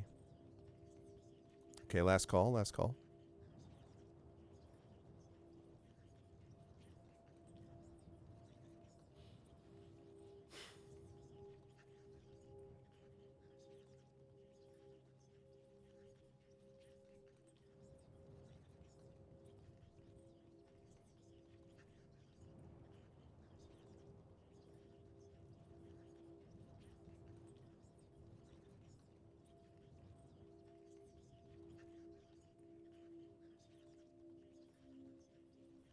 All right.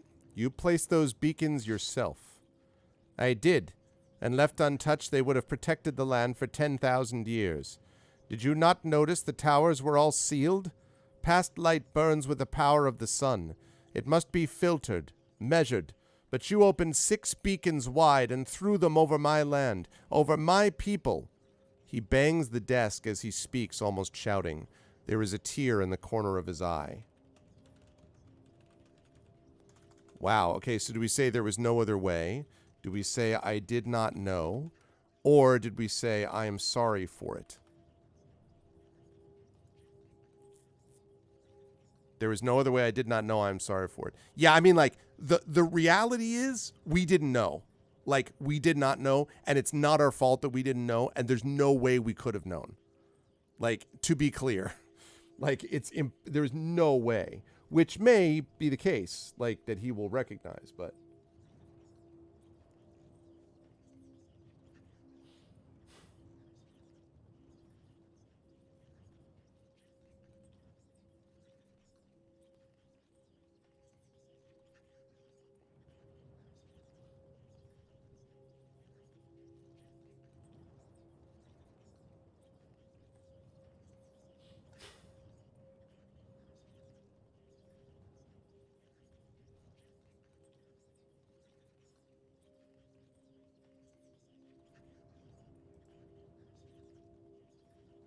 From my point of view, the Jedi are evil. Yeah. Thank you, Emily. Thank you. Yes.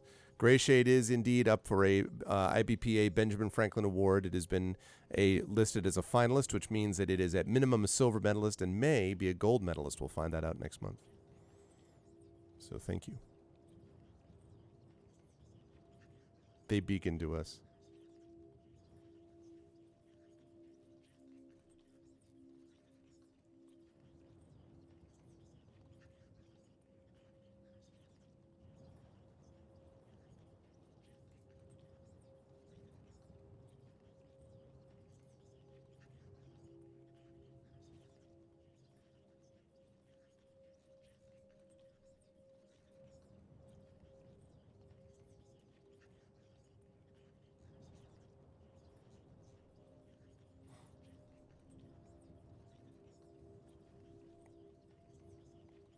Thank you, Prince Justin, and thank you for the tweets about it too.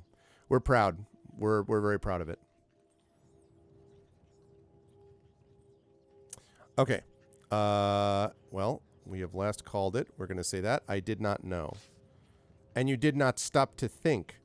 His cracked voice quivers with rage. Did not stop to think. I have done what is necessary.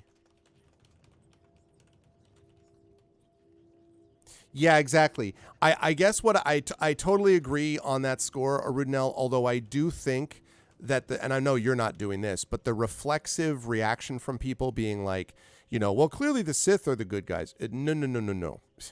No. The Sith are not the good guys. I think that the Jedi basically are essentially good but lost their way.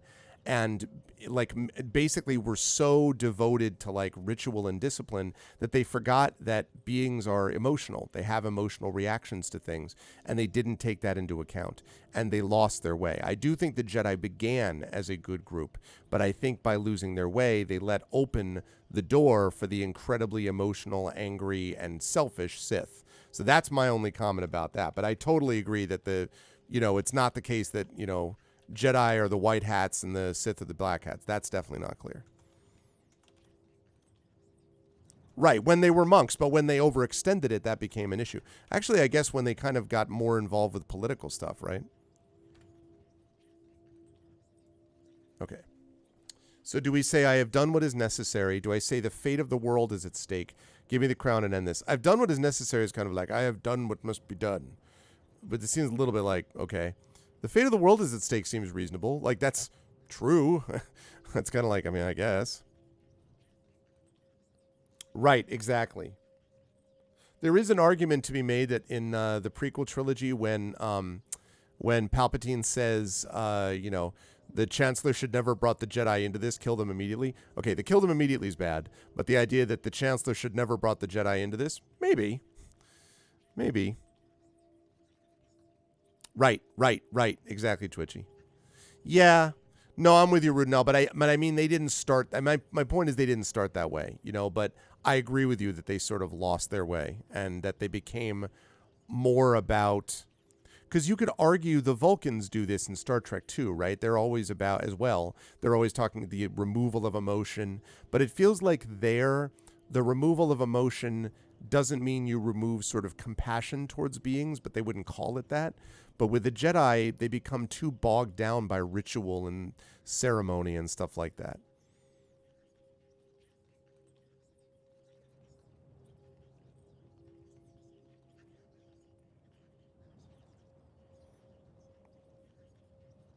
Oh, about Star Wars 9? The full. Oh, I see what you're saying. Like the overall 9.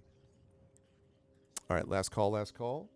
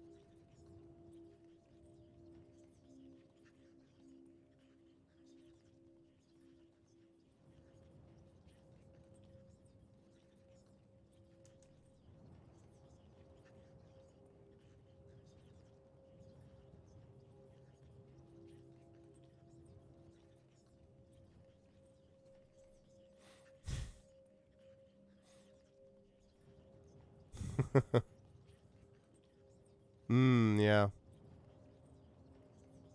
Okay. The fate of the world is at stake. Is it? Because I have this crown? Analander, I do not have the crown, and I never did. What? Look him in the eyes. You lie. Do not waste my time.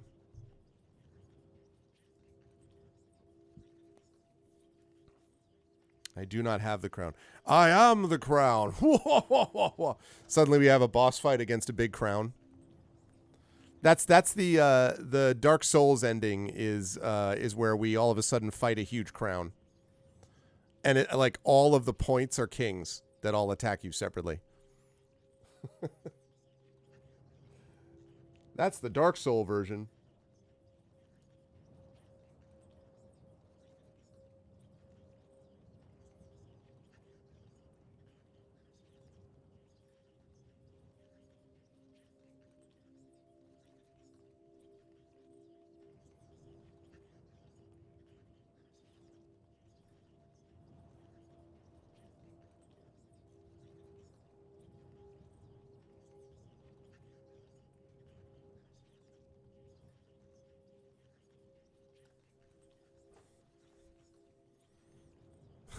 That's exactly like, that's my secret, Cap. I am the crown. And you just like, and he turns around and turns into a crown as he like punches him.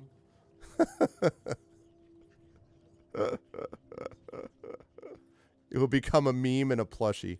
If there was a plushie crown of kings, that would be very funny. I don't understand. I think 2 people in the world would buy it, but it would be funny. All right, I'm going to last call this quickly because it's pretty clear that that's what people want to do. Everyone's like, what? What? Yo, boss. What?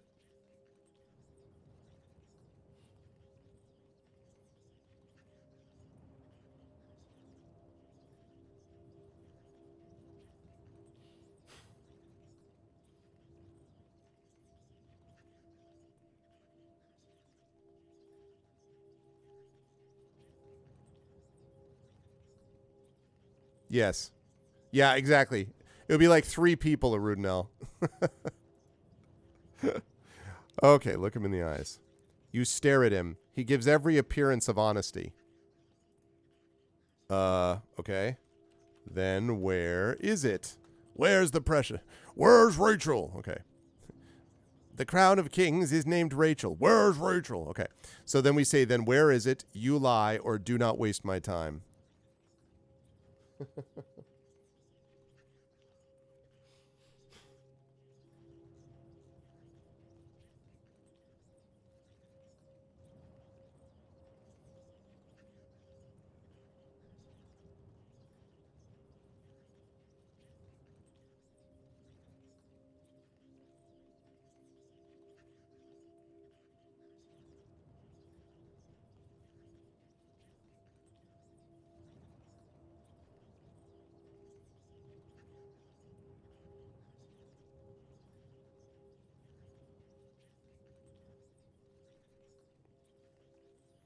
Vote 1, playing good cop, a fallacy.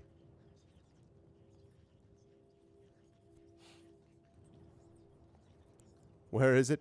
Why, Annalander, you are the crown. We're all the crown. And then there's like a big 2-hour philosophical digression. Who are we after all but just a small collection of crowns? Like, what? Are you literally just quoting Castlevania? Symphony of the Night? Maybe.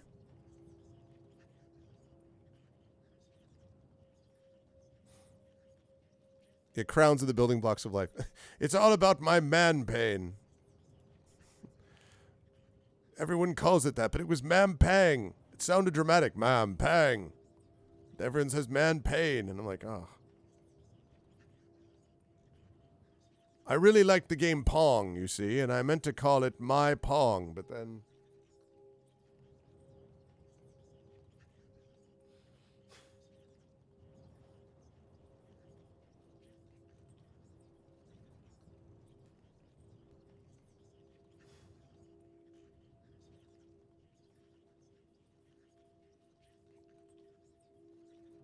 Okay. Then where is it? Even, I'm so sorry. I know how hard it will be to accept what has been done to you. But can you not on some level feel it? Do you not sense that you are not in control of yourself? What are you talking about? I will kill you. Or listen.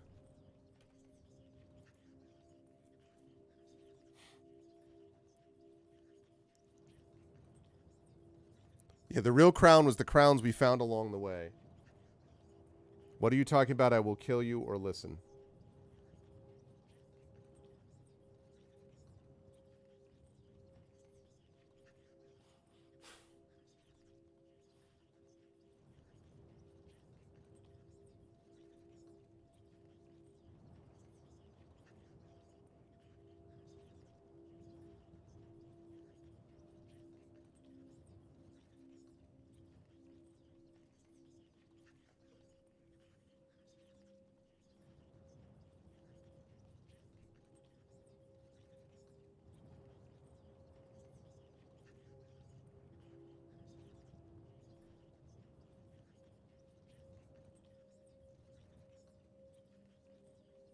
If he's evil, he's good at it. Someone used the crown on us to kill him. I am wondering a little bit about why all this stuff about kill him things.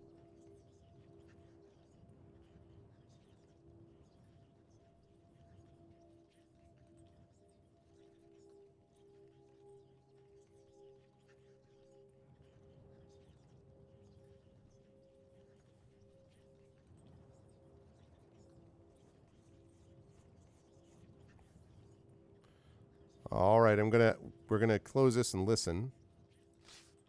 You stay quiet, listening with growing horror. You have been under the spell for some time. I can imagine how it began. Most likely there was a day in Analand, perhaps near the wall, when you woke up and your will was not your own. And since then you have been compelled to march here to do me harm. So his claim is that we're already wearing the crown? And that the crown... that he's saying that the crown brought us here to kill him? Wow. Right. But here's the thing. That's really fascinating, but is it BS? Like, I can see this being bullshit, but I can also see it being... I could see this one way or the other. Because the thing is, remember, this guy, if he is the Archmage and if he's a bad guy, could be trying to twist us to make us think that's what's happening. Or it could be an incredible narrative twist that's actually happening by the narrator. So his claim is we're either under the influence of someone else wearing the crown or that we are wearing. I guess if we were wearing the crown, it would be different. I don't know, though. I feel like we've done a lot of different things that would... I don't know.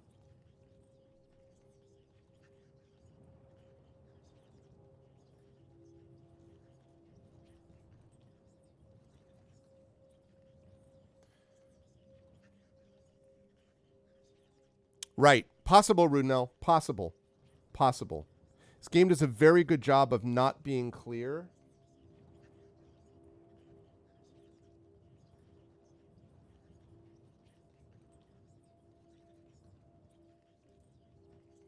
But it's also possible that this is BS.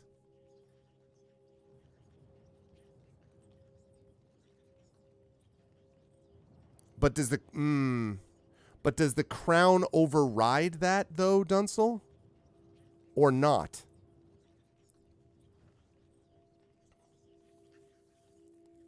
Does the crown override that or not? Because I could see a scenario where this is true. I could also see a scenario where this isn't actually doing what he's claiming. And so we do need to kill him. Well, I don't know. Boy, I'm glad chat's making these decisions. Although this game clearly rewards replays. So it's a good Steam Deck game, I think. Hey, Mar. What's up? Welcome to a very tense conversation.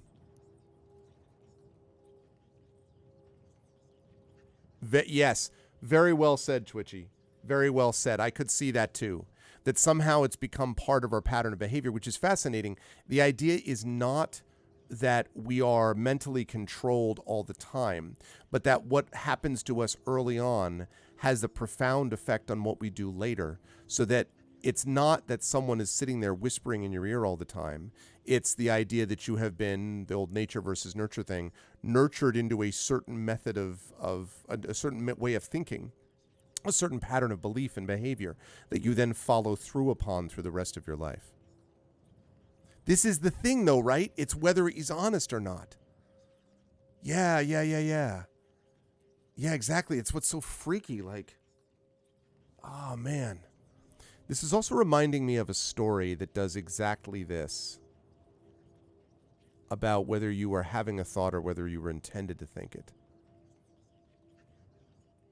All right, well, chat is in favor of the... Is chat the crown? It's true. I do not understand. I think perhaps you do. Do you even know what this crown looks like? This object that you have traveled so far, so single-mindedly to find? It might have been lying on a table in the first village you passed through and you would not have known. Am I correct?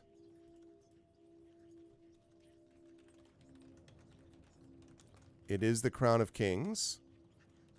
What do you mean? Or it is my purpose.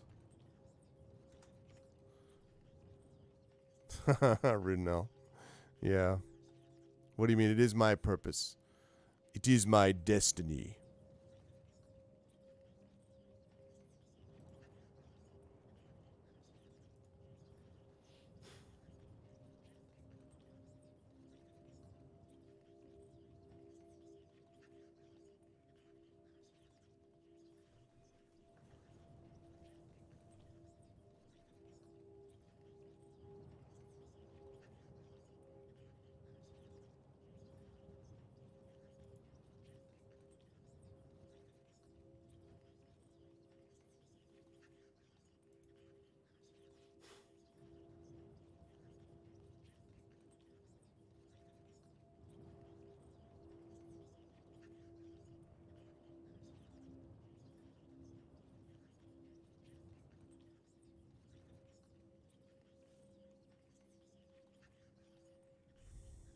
We are crown. Resistance is futile. Perhaps you're the Borg. Oh, no. He's been looking for the crayon. Exactly. It's actually the crayon of kings. You're like, God damn it. The sightseer, the sergeant sightmaster had that when I left the village. It's a BK Kings round. It's activated cardboard. This was the actual crown. All right, chat is clearly in favor of. What do you mean? My good man, you have seen the crown already. You have stood in its presence, but you do not remember. Perhaps you think it was just a dream, such is its power. But what else but the crown could have sent you on such a journey as this at such terrible cost? is Cran. I have never seen it. This is fascinating. You know nothing of me.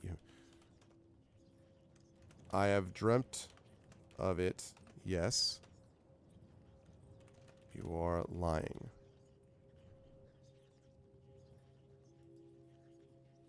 It's true, we may have dreamt of it. I have never seen it. You know nothing of me. I have dreamt of it. Yes, or you are lying. Fascinating. I mean, I'll say one thing. If this guy is taking a very long time for it, like us to finally be like, all right, it took me 25 minutes, but the wine finally poisoned you. I mean, he's taking his sweet time to get there. So we have, but I don't remember under what circumstances we did, but we have, yes. There was a time when and I don't remember what it looked like or anything about it, but we did, yes.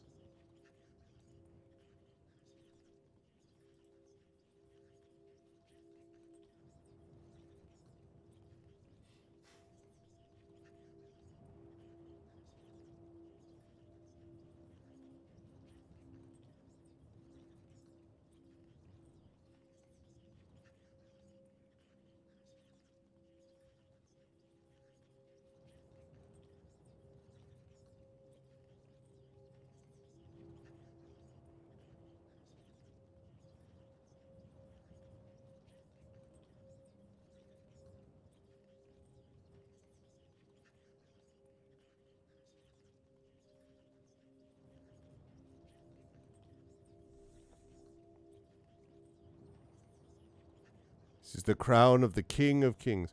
You have chosen poorly. Yeah, maybe we need to sit.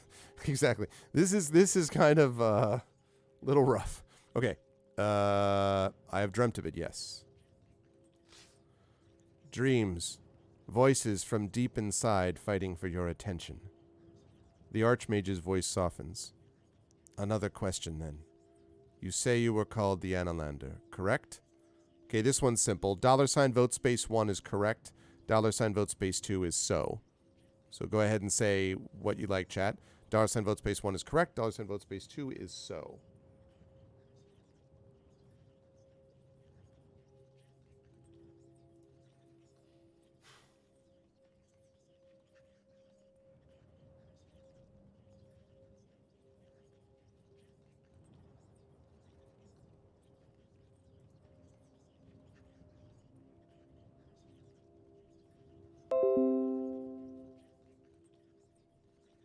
Updates.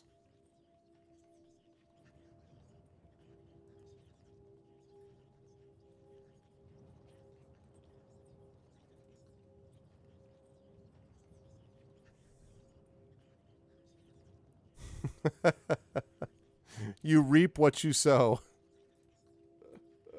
I see what you did there. Very well done. That was my Windows telling me that I need to make sure I update my Windows Defender. I mean, maybe I didn't get every single solitary word exactly right, but I kind of said them, yeah. No, it was, sorry. That was me. That was my PC. My bad. That would be me. All right. Going once. Going twice. Yeah, sorry. That was on my computer. Correct. He smiles. My friend, are you truly so far gone that you do not even know your own name? His words echo around the tiny room. Paper charts flutter. Your memories of Analand the King and a childhood in Charbury Wood all seem suddenly distant, like vague mentions, half-remembered overheard stories, mere snippets. If the crown is so powerful, how could my birdmen have stolen it from your king? Continues the Archmage gently now. Think, Analander. Think for yourself just once before you strike me down. Okay, this guy is now starting to go round the bend for me, and now I'm starting to feel some Saruman nonsense here. This is also starting to feel like Saruman's sort of like, what exactly am I guilty with, my king? Like, you lie. Try to remember. Or fight this.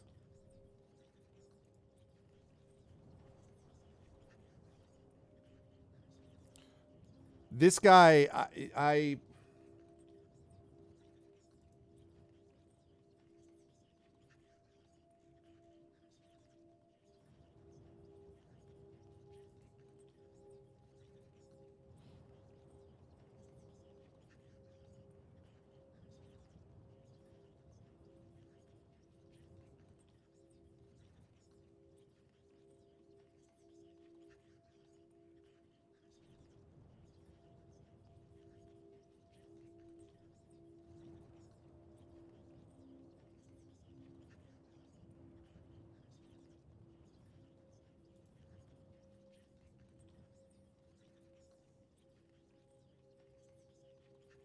remember the try to remember thing. Just be aware though, chat, because I'm just looking at this, like this option, like try to remember is also, isn't that like, I don't know. Maybe not. It feels like it's sort of being like, maybe I should remember how the birdmen stole it from the king. Like, yeah. Exactly, Rudnell. Something's weird. But I don't know whether it's the fight this or the try to remember thing that's weird to me. The try to remember thing, because obviously if we say you lie, that's one thing, but thinking for yourself, yeah, absolutely, Twitchy. If you're not, absolutely you can say your theory as long as it's not, you don't actually know the game, you said, so you can certainly say your theory. This is chat working it out.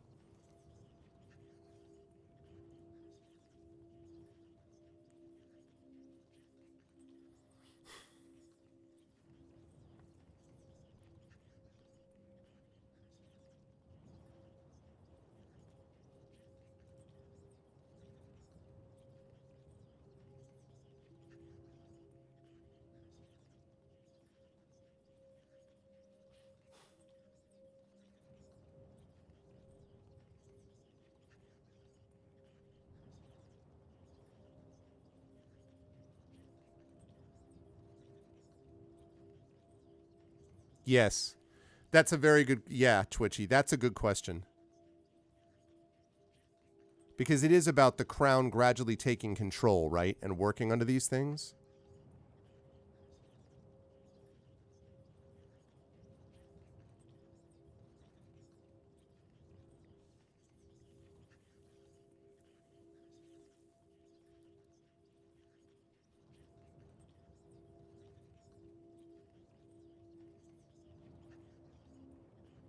Yeah.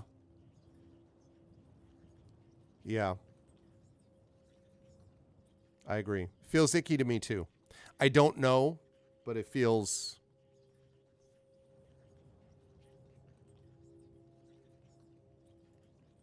icky.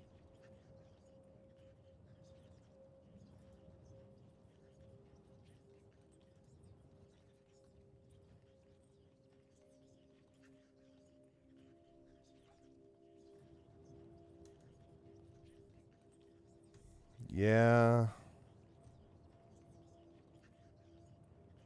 I worry about the fact that it's like suddenly we don't remember who we. All right. Well, I'm gonna last call. This is not obvious either way.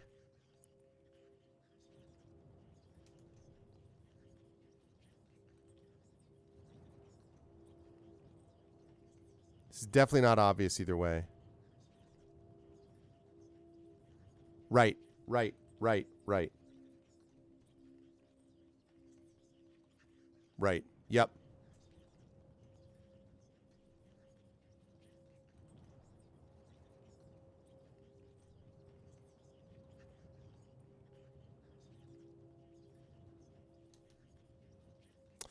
All right. Here we go. Try to remember. It's pretty definitive. You strain your mind trying to remember, waking in the hut in the northern settlement, sword ready, dreaming of the crown. Where were you before that moment? How did you come to be on this quest for which you have given so much? Could say, I remember.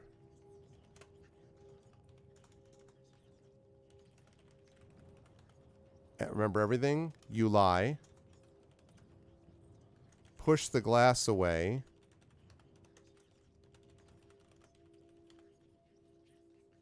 Well, we did that a long time ago, though. That'd be a very long digression, Twitchy, if that were the case. I remember everything you lie, push the glass away, get away from here. The get away from here feels, that feels like, I could imagine the crown being like, you want to leave. Like, no, actually. So also, this kind of reminds me of like what it would be like if the conversation with Bilbo and Smaug went longer than it did, right? Because like eventually Smaug is just going to overwhelm you as opposed to, Bilbo who just like, that kind of thing. Messing with this time. But you'd think we would have known that at the time, Arudinel, right? Like you would have known that there was something weird that happened, maybe.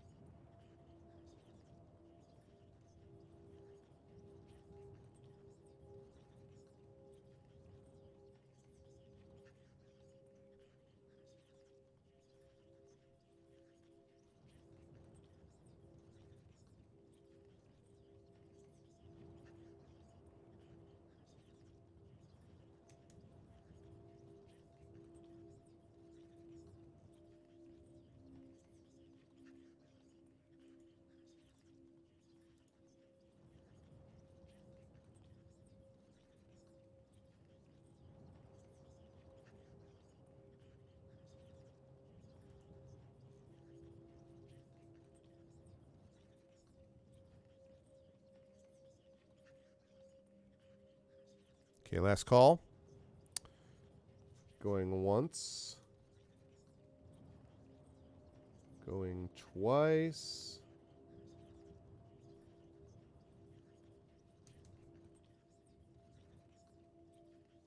Okay. Push the glass away. You push the Archmage's wine away across the table. He smiles sadly. This is no trick, I fear. You have not been poisoned. You have my word on that. Okay.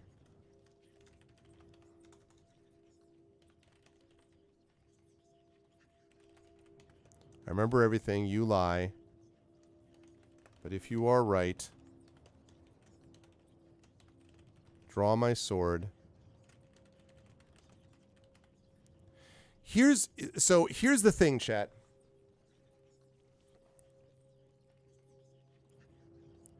The sorcerer's greatest ability, it is said, is not his magic, although he's an incredible sorcerer.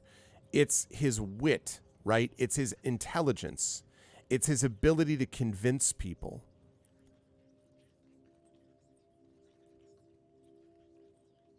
And we played through those games. We played through all the sorcery games.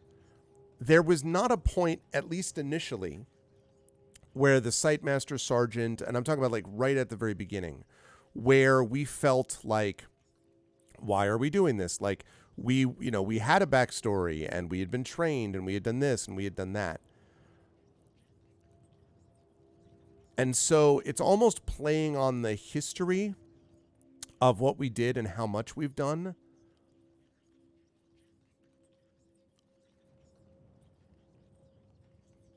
I don't know. I'm with Arudinel on this. I smell a rat here. But this is the thing, though. The reason we don't know our name in quotes is because we do actually know our names, right? We are ourselves. It doesn't actually say to us if you cannot even remember your name, because look at what he says, right? He says, you say you were called the Analander, correct? Correct. Are you truly so far gone that you do not even know your own name? That's not what we said. There are numerous cases. Obi-Wan Kenobi, we call the Jedi. Does that mean he doesn't know his own name? It means that he's a Jedi. We are from Analand. We are an Analander. And mechanically, they also don't know our name because we haven't inputted. But we do know our own name. He didn't ask us that question. Right? So, means he's Old Ben. Yeah, I was along with this and I'm like, okay, maybe. And then it was like, how could my birdmen have stolen it from your king? But the crown was not like that. The crown is not a shield. The crown doesn't send like a freaking force field over you. And by the way, I'm just thinking out loud. But the crown is not a force field, right?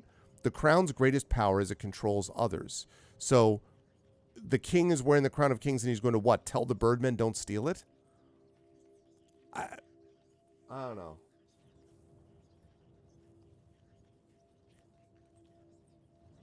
My name is Arut. It's Chat.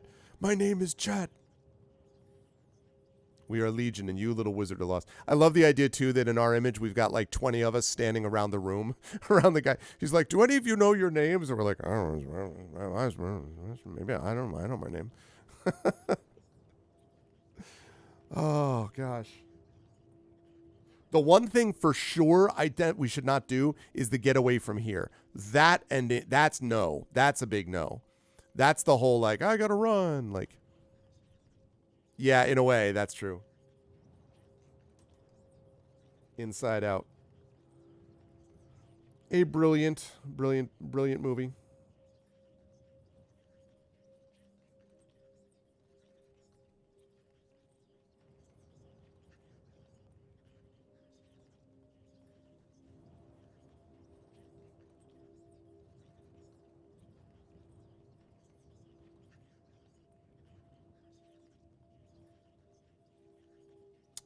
But would it be though? What if we have not fallen under its spell that fast? Right?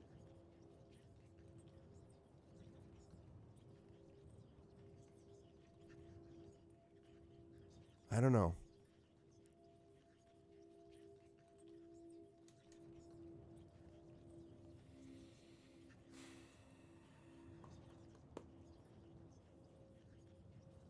I know, right? But again, and that's all assuming that this dude is not a bad actor. And I mean, as bad actor, I mean not Jeremy Irons in D&D 2000. I mean as in a bad person, right? Like that's assuming that this guy isn't just sort of like, I will secretly convince you to do blah blah blah. Which is possible.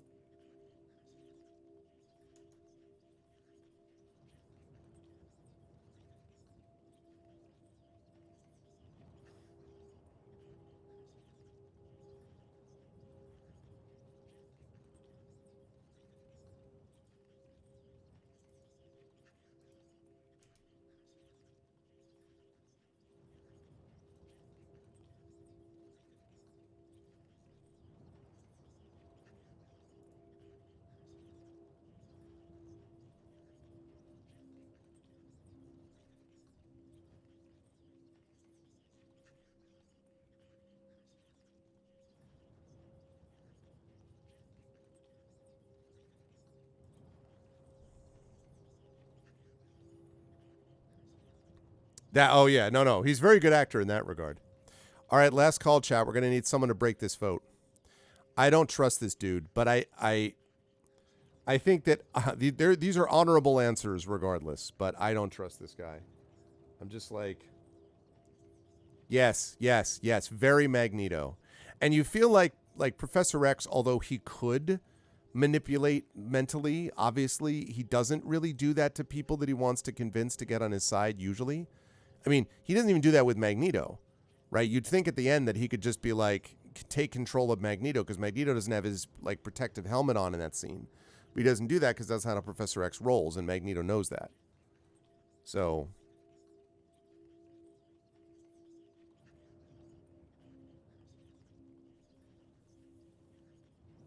all right, Chad, I'm going to need someone to break this tie. Yes, but okay. Well, Jean Grey maybe, although I'd have to think back a little bit to that. The Artie thing though seemed, wow. We immediately got 2 votes there that tied up again. Wow. The Artie thing was sort of, I mean, Artie got screwed over because of what I forget who it was actually. I don't even remember who the bad guy was next to, but. Like he kind of was I mean, there wasn't a whole lot he could do about that, right? Like he sort of was. I don't think that was, he had to manipulate him, but like that was the only option, you know?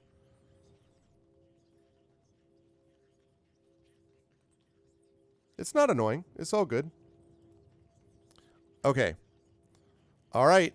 But if you are right, you begin weekly, then why am I here? A good question.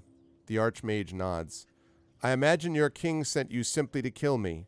Your king has the crown, and he knows that we in Mampang Fortress are the only ones capable of countering its power. This is not... King is a good man. The crown can be countered.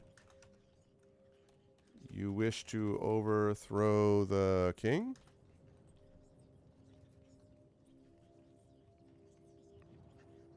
King is a good man. The crown can be countered. You wish to overthrow the king. This is... I have huge red flags about this guy, chat. Huge red flags. I do not trust this guy. He's basically now going to try to convince us to go kill the king instead. I have huge red flags about this guy. I don't know.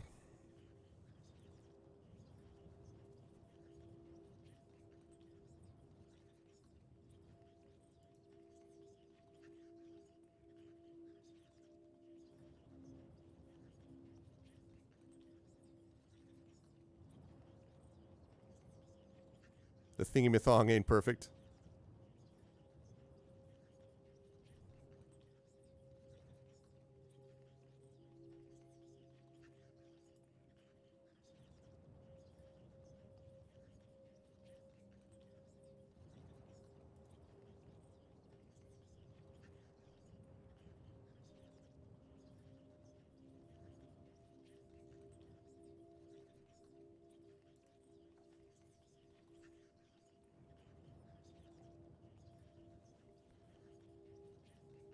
Yeah.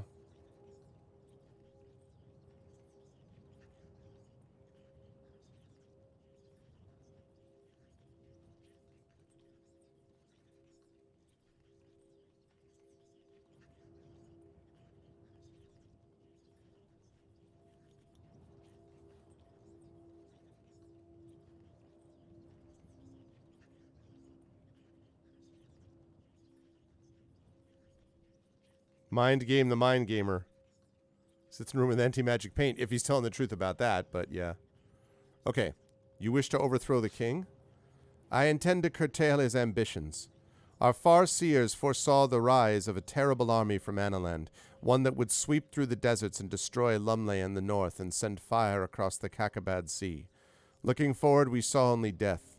Looking back, we saw the king had found the lost crown of kings. This is all lies. Found. Your seers are wrong.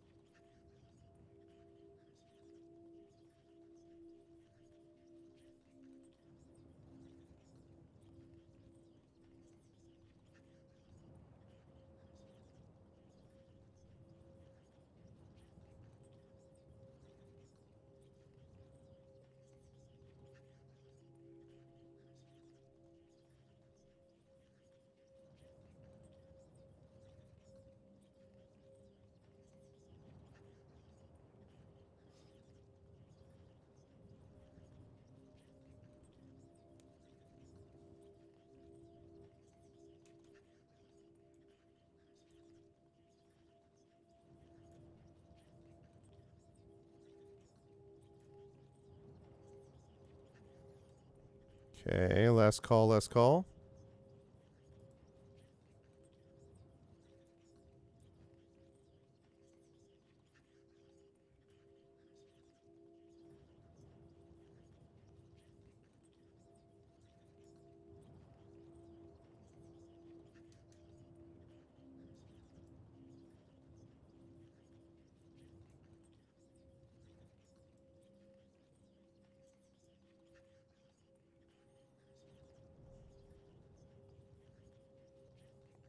Okay, found. Until 10 years ago, the crown was nothing but a myth and one that few believed. He shakes his head. I am sorry, Analander, or whoever you truly are. Your whole quest has been a lie. The crown is in Analand, and you are nothing but an assassin. This is two. We got two choices, chat. What do I do now or draw my sword? This is bullshit. I don't buy this at all. The entire 3 games that we've played speak against this.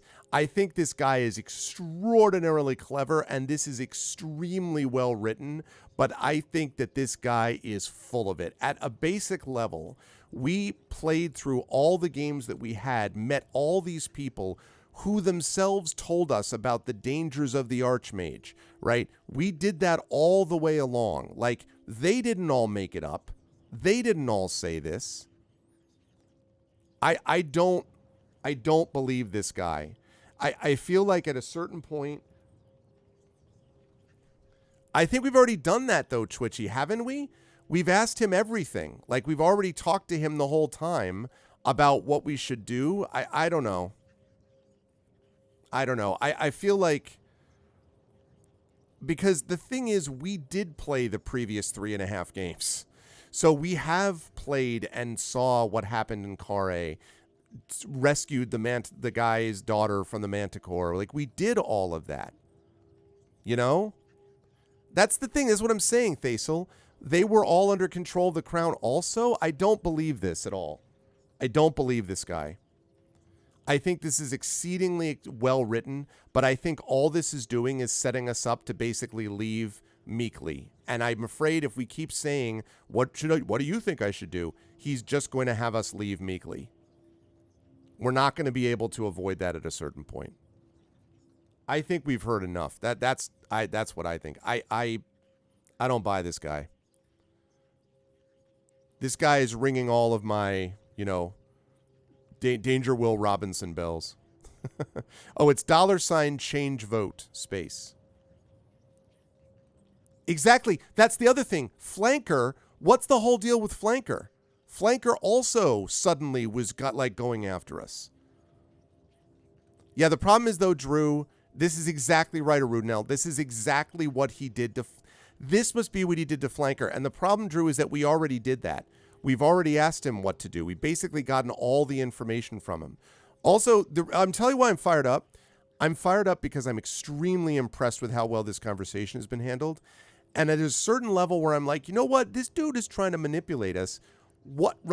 Hashtag, never forget Flanker. Like, what about all the 7 serpents that came to kill us? Was that Analand? Analand didn't send the 7 serpents after us. I don't know. Flanker's actually a really interesting clue that I hadn't thought about. I mean, I knew that there was something wrong with him, but the fact that it feels like this. Yeah. And if this guy is all Mr. Nice guy and generous guy, then when we draw the sword, maybe something else happens as a result of it. I know, right? But it is pretty sweet, Twitchy, to think about the way they did this. I mean, it is impressive writing, for sure.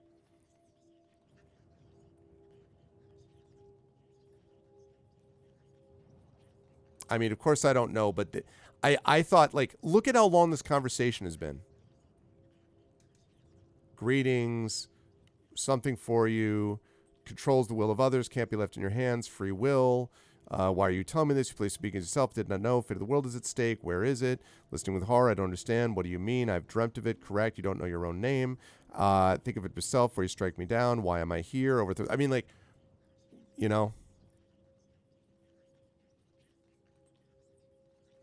right.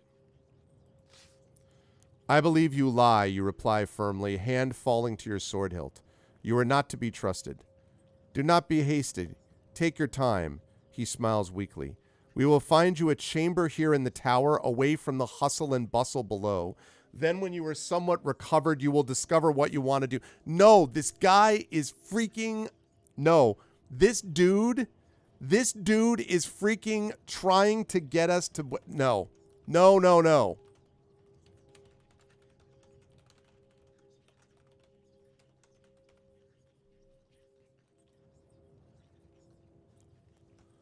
This guy is now like, oh, let me bring you to a pleasant cell. Like, something is not fitting here. But by the way, and if we're right, oh my God, was this sequence well done.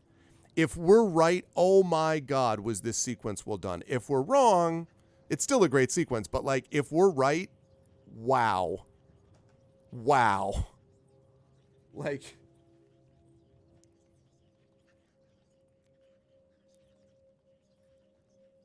ooh, really? You know what? I'm gonna read you all what this reminds me of. I'm gonna read you all what this reminds me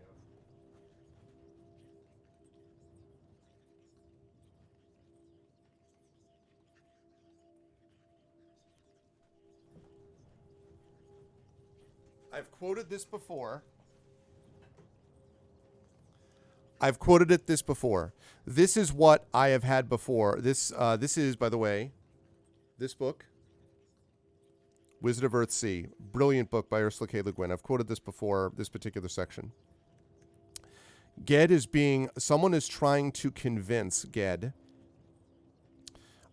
who is the protagonist of the tale, who's been running from a dreadful creature that's known as this shadow creature. And he's in a strange foreign land, and he's in the middle of this fortress. And this woman, this person who he knows, has been trying to convince him. It reminds me of that too, Triffid, actually. That's a good call, yes. It reminds me of... so anyway, he's trying to convince us to use this, to basically touch this stone in which there is imprisoned this incredibly ancient demon, which has knowledge of everything. Because what Ged needs in this world, names are critically important. And what Ged needs to defeat this shadow is the name of the shadow. And the demon, of course, would tell it to him. So she tries to convince Ged and gives him all this information. And then she says this business: only shadow can fight shadow. Only darkness can defeat the dark. Listen, Sparrowhawk. Sparrowhawk is Ged's, stage name, for want of a better term. What do you need, then, to defeat that shadow which waits for you outside these walls? I need what I cannot know. Its name. The Terranon, that knows all births and deaths and beings before and after death, the unborn and the undying, the bright world and the dark one, will tell you that name. And the price? There is no price. I tell you it will obey you, serve you as your slave. Shaken and tormented, he did not answer. She held his hand now in both of hers, looking into his face. The sun had fallen into the mists that dulled the horizon, and the air too had grown dull, but her face grew bright with praise and triumph as she watched him and saw his will shaken within him. Softly she whispered, "You will be mightier than all men, a king among men. You will rule, and I will rule with you." Suddenly Ged stood up, and one step forward took him where he could see, just around the curve of the long room's wall, beside the door, the Lord of the Terranon, who stood listening and smiling a little. Side note, one of my favorite visuals in this scene. Imagine this guy listening to see whether his wife would convince Ged. Ged says, Ged's eyes cleared and his mind. He looked down at Seret, which is the name of the lady. "It is light that defeats the dark," he said, stammering. Light. As he spoke, he saw, as plainly as if his own words were the light that showed him, how indeed he had been drawn here, lured here, how they had used his fear to lead him on, and how they would, once they had him, have kept him. They had saved him from the shadow indeed, for they did not want him to be possessed by the shadow until he had become a slave of the stone. Once his will was captured by the power of the stone, then they would let the shadow into the walls, for a Gebeth was a better slave even than a man. If he had once touched the stone, or spoken to it, he would have been utterly lost. Yet even as the shadow had not quite been able to catch up with him and seize him, so the stone had not been able to use him. Not quite. He had almost yielded, but not quite. He had not consented. It is very hard for evil to take hold of the unconsenting soul. He stood between the two who had yielded, who had consented. First of all, that is dynamite. that is among the best scene in fantasy. It's good writing, but beyond that, it is brilliant construction. The idea that what he's really doing is learning that it is not fire, you need fire to fight fire. You don't actually defeat it by doing the same thing. The idea that he had not consented, and it is very hard for evil to take hold of the unconsenting soul. It is light that defeats dark, which is true. By the way, in darkness, when you are in shadow, you do not support shadow by having more shadow. You turn a light on, literally, to fill the darkness. And yes, you're right about the silver chair reference, too. I absolutely adore that sequence. I think it's probably the best sequence in the entire book. That sequence of the unconsenting soul. And that's what this reminds me of. It all sounds good, but no. And that's, God, can you imagine a film version of this? Not the sci-fi garbage, but a real film version of this where the camera cuts over as he's saying that and he kind of looks and there's the Lord sort of like this around the corner listening. Oh, it's just freaking spectacular. Dude, I love A Wizard of Earthsea. It's so good. True, but you can figure out ways, though, twitchy to come close. Shakespeare, of course, didn't have the benefit of, like all of his plays. We have to get it from dialogue and content. So what he does is a lot of monologues and playing things off each other. So, yeah, we probably would get copyright banned, but I think it's okay for me to read a page in this case. All right, chat. Oh, God, yeah, Puddleglum. You know who I always get Puddleglum mixed up with is Moonglum in Elric, the Michael Moorcock series. I'm always like, oh no, that guy, but no, Puddleglum. Yes. Ah. Okay. Enough of this. You lift your sword to strike, then you pause. Where did that demand for action come from? What power put the thought of murder into your mind? Surely the Archmage is right. What compelled you to cause so much harm on your journey? You do not move. Nope. I don't buy it. And I always am the one who picks the pacifist ones or the think through it ones. I don't buy it. Only light defeats the dark. My voice is my shield. Damn it. Ursula Le Guin, baby. The unconsenting soul.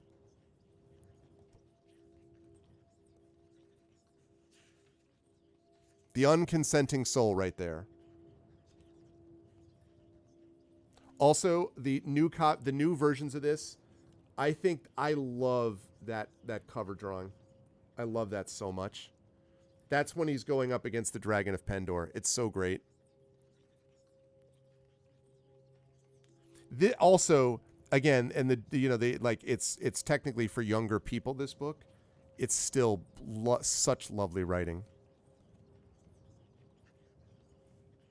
And also features as its protagonist a person of color, which is something that Sci-Fi decided to jettison when they made Get White, even though he is clearly brown of skin in the book, defined as such. In fact, the only characters that are pale are the bad ones, as it turns out. Serret, who's pale white, this other dude, Skior, who becomes kind of a enemy for reasons I won't describe, who's pale white. Just absolutely criminal that they do that. And instead, they make Ogion Danny Glover. So they make him a person of color. Now, he is in the book, he is a person of color because he's a man of Gaunt, which is what Get is. Like, just... the Sci-Fi thing is such crap, but, like, this is why you have to be careful about when you give your rights to someone, because, geez. All right.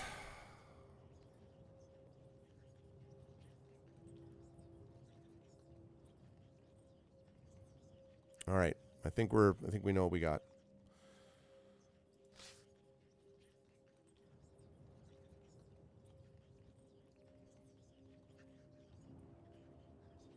Interesting. So I don't know what that means. We tried to do the kill thing, but we couldn't. Escape? No. Scream? No. Hide? No. Rage. Escape, scream, hide, rage. I want a cameo in the Grey Shade movie. Oh, man. If I have any power to do it, and there's a Gray Shade movie made, I would absolutely love you to have a cameo if I have the power to do it, Emily. He so has the crown. Exactly, Twitchy. Escape, scream, hide, rage. Rage? He must have the crown and he stopped this? That's the only thing that makes sense.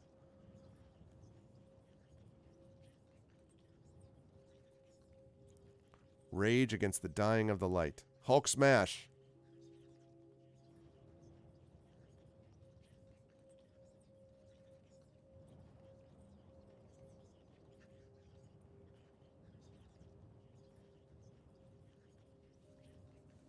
Yeah, all right. I think Chad is pretty much on the same side.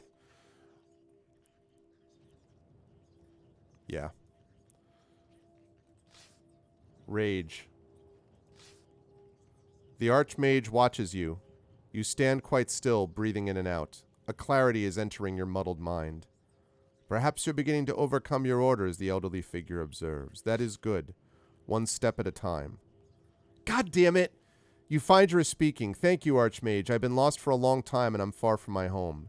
He nods. I understand. We will offer what hospitality we can. It's most appreciated, you reply, bowing your head. The Archmage gestures to the door and you take your leave. Damn it! Damn it, damn it, damn it, damn it, damn it. We took too long. Ah!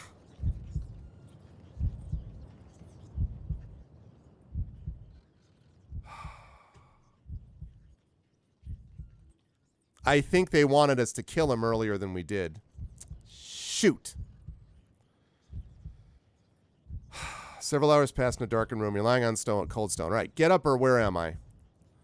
$ vote space 1, get up, or $ vote space 2, where am I? Oh.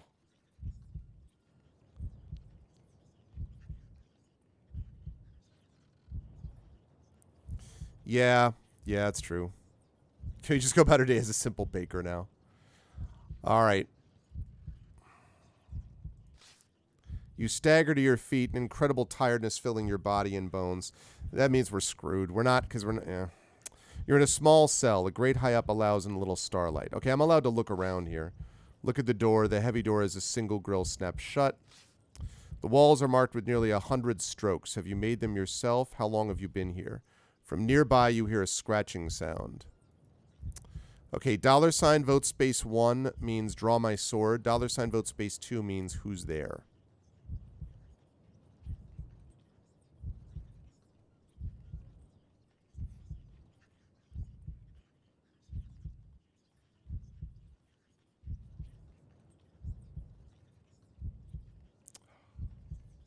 Oh, God, that's so frustrating.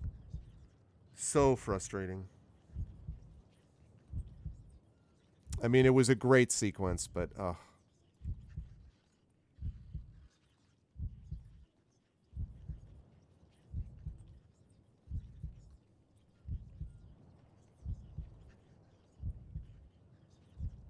Right. I don't mean... And by the way, I don't mean frustrating as in this was badly done or anything. I don't mean that. I'm just like... Yeah, I know, but if now we're screwed and we don't get the hourglass thing and we die permanently, I mean, but yes, we did enjoy speaking to him. All right, looks like we want to do the who's there. Who's there, you demand. There is no reply from the shadows. The scratching gets closer. Draw my sword or move backwards is the question.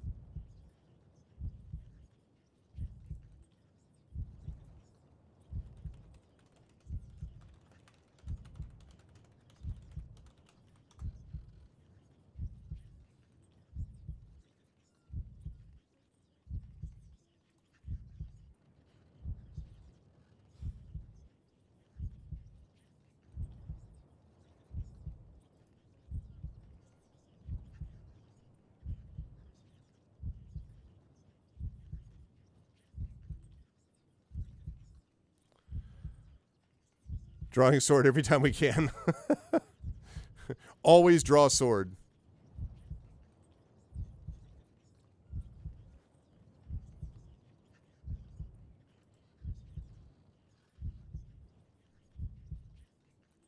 Let's not be hasty. Yeah, right. Well, we got a lot of stamina back. That's true. We did get a lot of stamina back, but I mean, okay. Option 1 is one with 4 votes. Okay. You reach for your sword only to find your sword belt is empty. You have been thoroughly disarmed. Great. Tiny figure approaches on spindly legs. You cannot believe your eyes. It is Jan, the Minimite you encountered outside Biratanti. Jan! The creature stares at you, then rushes forward and wraps spindly arms around your leg. You again, it chirrups. Do you have any idea how hard it's been to follow you? Wow. Now, one thing to remember is that this creature, you can't use magic around Jan. That we found out in the first book. You can't use magic around Jan, which may or may not be a good thing. Maybe that's something that will help us resist the crown or something? Yeah, Christ. I don't know if we have the book or not. Actually, that's a good question.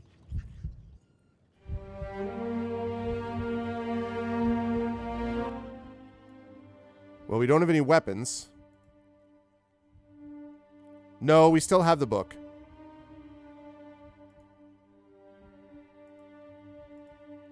All right, we still have the book. We don't have our weapons, but we do still have the book. Okay, that's a relief. Actually, if we were wearing the crown, we could get him to read it. Right, that's a question. See, that's what I'm thinking about. Maybe we need Jan to face the Archmage, but how do we get him out of the cell? All right, you know what? Let's keep talking with him. We'll find out. Okay, so let's do this. It is good to see you. He's an old man with spells. We're a warrior with spells. I see what you're saying, Arun. No. So it's good to see you. You followed me, or what are you doing here?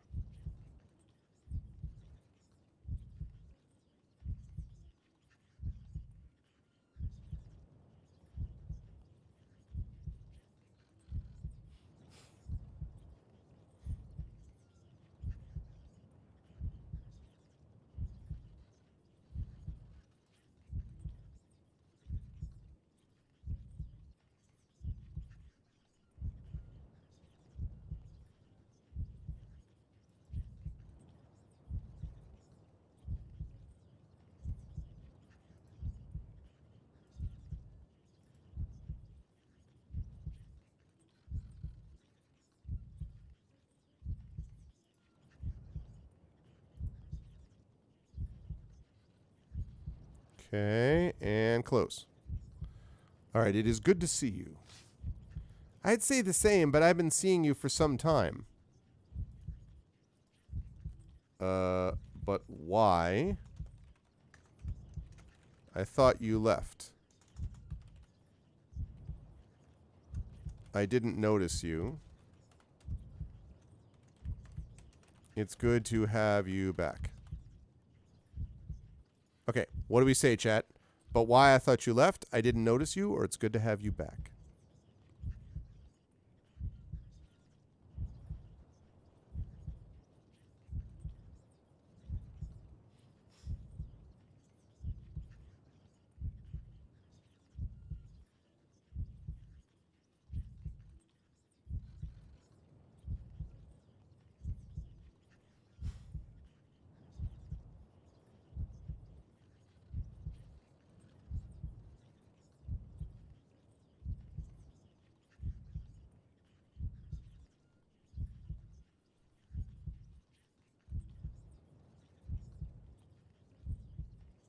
Okay, last call, last call. Looks like people are in favor of the but why I thought you left.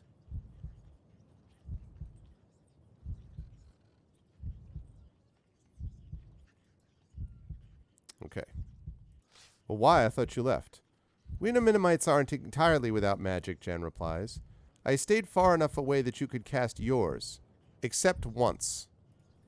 Interesting. Okay, $ vote space 1 means we say when. $ vote space 2 means so now I can't cast spells.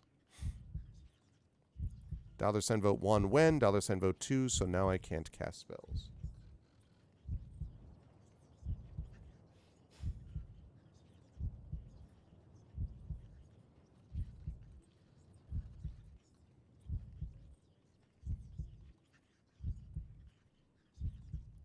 When? When did you do that?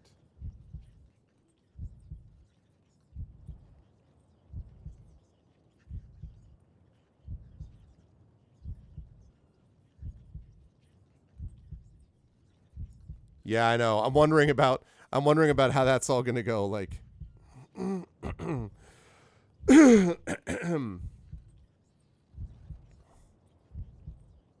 except once. Okay, last call.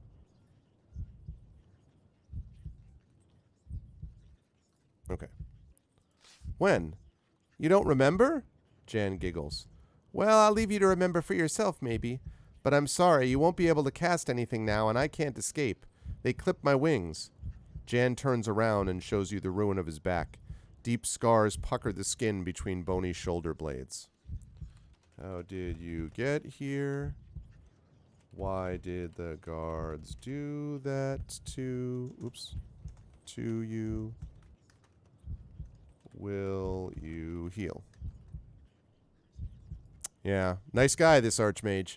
Nice guy, this dude. Tremendous person right here.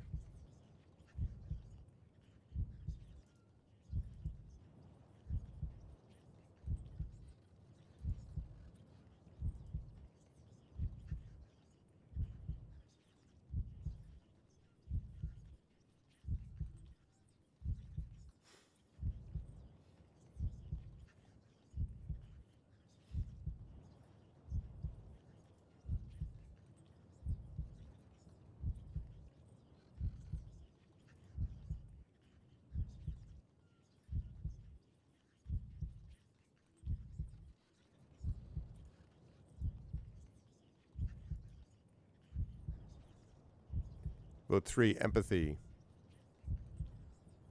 All right, last call. You have the chance to meet the mage himself. Exactly.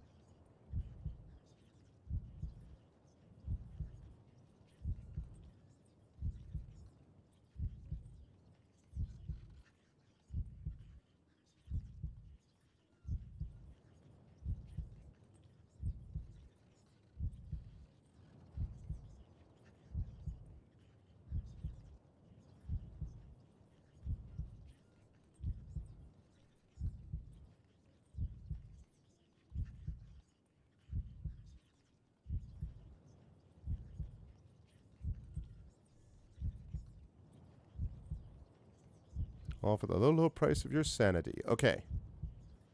All right. How did you get here? Flew, the creature replies bitterly. I had wings when we met, if you remember. Okay. So $ vote space 1, why did the guards do that to you? And then $ vote space 2, will you heal?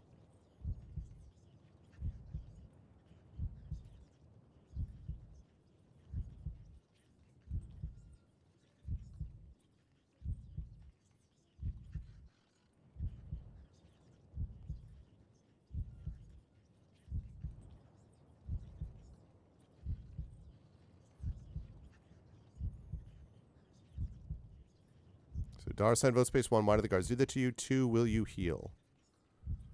Vote 3, you poor thing. Yeah. It's interesting because Jan is a big part of the books as well.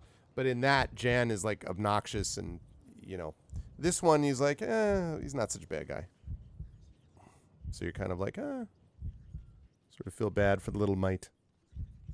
Okay, I'm going to last call this because it looks pretty obvious that people are in favor of this. Going once. Going twice. Okay. Will you heal? Grow them back, you mean? Of course I will. Limbs usually grow back, don't they? The creature scowls. Don't be an idiot. Okay. So $ vote space 1, why did the guards do that to you? $ vote space 2, you should have flown faster. Wow. That's the I am a jackass response is the number 2 one. Good gravy. Yeah,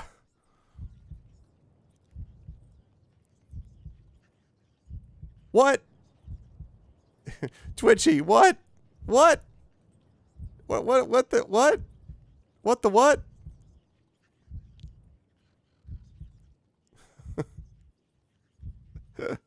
It's change vote, not vote change. It's $ change vote. Space one.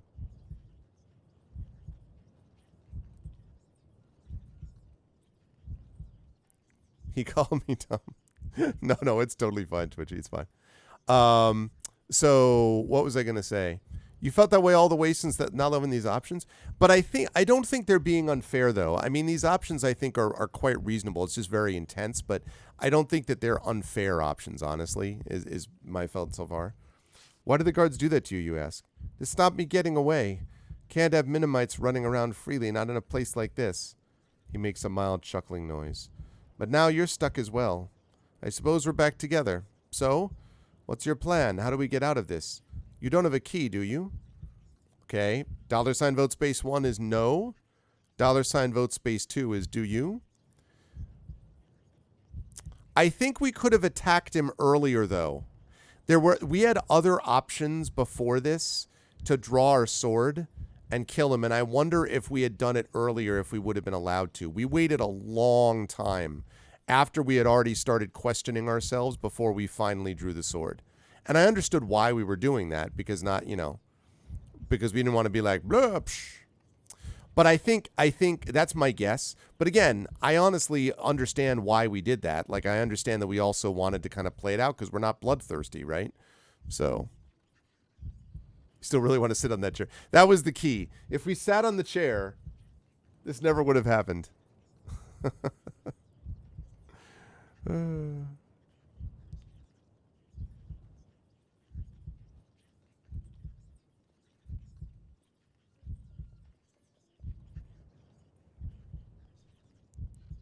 I can't wait for his response on this one. This is going to be great. He's going to be like, "Of course I do." No.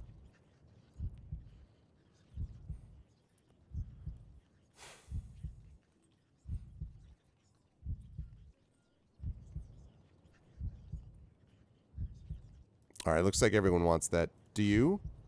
Let me check my pockets, replies Jan sarcastically. Okay, so why did you follow me? Look around the cell.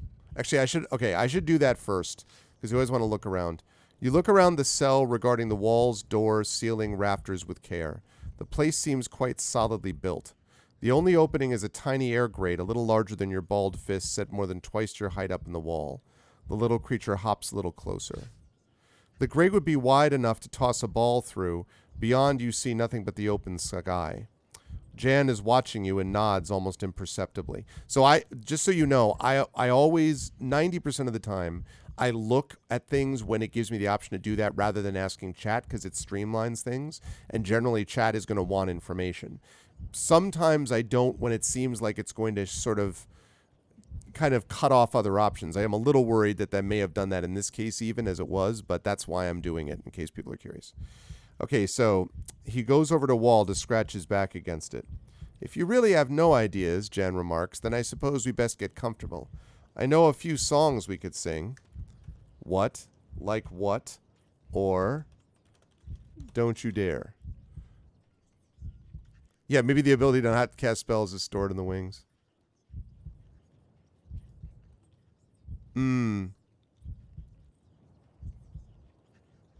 It skipped the spell, which could have been talk to animals. Yeah.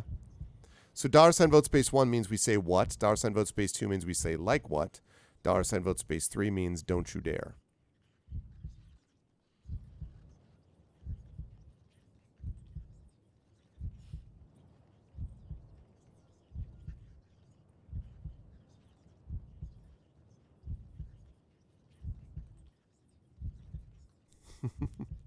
Let's have a sing-along. I fully expected Triffid to vote 2, by the way.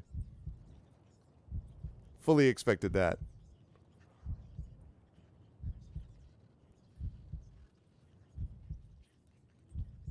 All right, going once. Going twice. Okay. Like what? Oh, really? Jen replies sharply. You can't have given up already. I won't allow it. He stamps his tiny feet on the flagstones below. Okay, so it didn't end up like taking anything away. So pray for aid, which is going to be cute because we don't have a god. Pick up the minute in this game because of whatever happened earlier. Pick up the Minimite.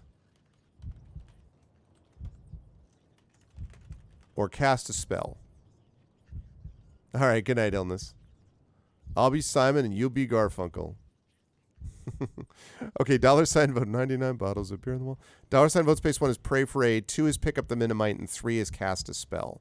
So again, sometimes in cast a spell, I would normally open up cast a spell and then just sort of list all the spells we could cast. But in this case, because of the circumstances, I'm going to give chat the decision if they want to just try to cast a spell, period.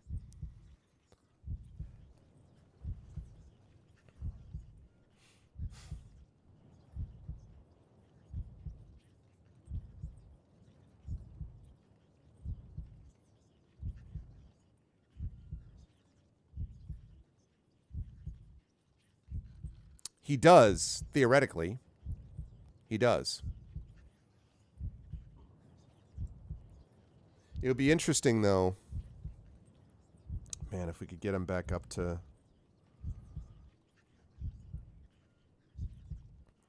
If we could get back up there to that guy.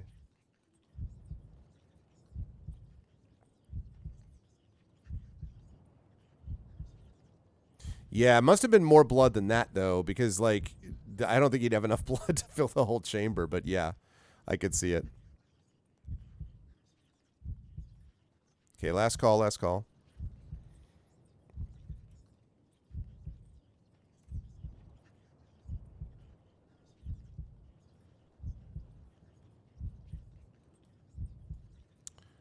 All right.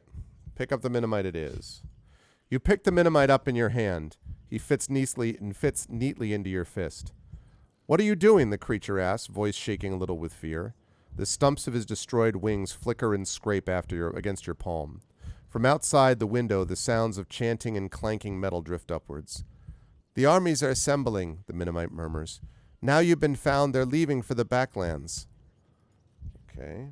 Where are they going after that?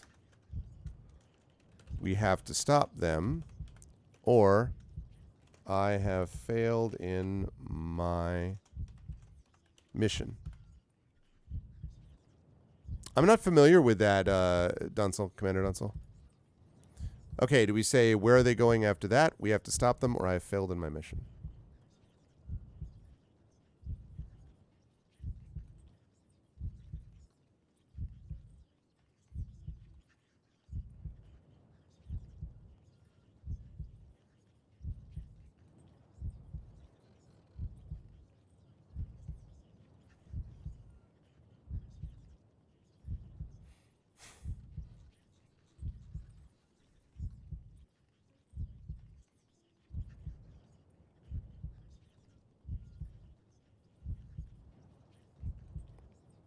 Oh, okay. Yes, I have heard of that. I have not seen it, but... Whoops, sorry. I accidentally double-clicked. I last called twice. Last called plural. Going once, going twice. We have to stop them. Of course we do, Jan replies grumpily. How do you suggest we do that? Maybe we could shout for help through the window. Okay. Why did you follow me? Pray for aid. Can you not allow me some magic? Or cast a spell? All right, there we go. So $ vote space 1 is why did you follow me? 2 is pray for aid. 3 is can you not allow me some magic? And 4 is cast a spell. Yeah, I wonder what this is too, because like I don't know what, you know. Gondor calls for aid.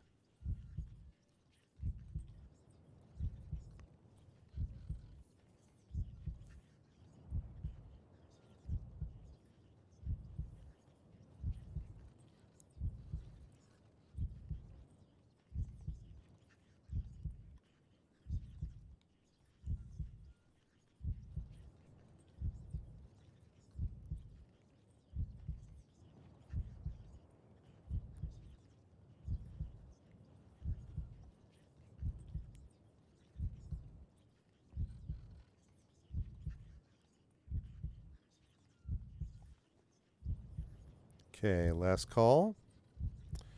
Going once. Going twice.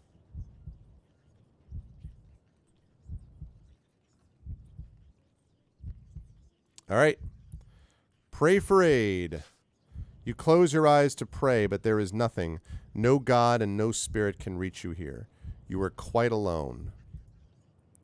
Okay. $sign vote space 1 is can you not allow me some magic? $sign vote space 2 is cast a spell. So go ahead and get your votes in, chat. Can you not allow me some magic is vote 1. Cast a spell is vote 2.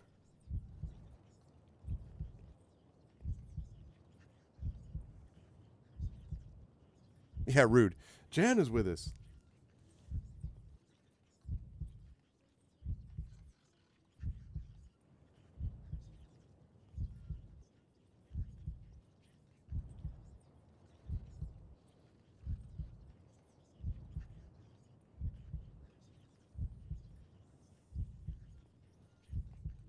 Okay. Interesting, interesting. See, it's one of the reasons that I like the fact that we have the change vote thing is that there are times when people vote for something and then literally change their mind because of either things that are being discussed in chat or because of they just rethink it. And so I like the fact that they have that idea. Jan's not going to have the same manipulation because the Crown of Kings isn't going to work on him. Right? I would think. The only thing that I'm not clear about, actually, you know what? I don't actually think that whole magic doesn't work in the room because it's painted with Minimite blood. He might have been lying about that too. You know?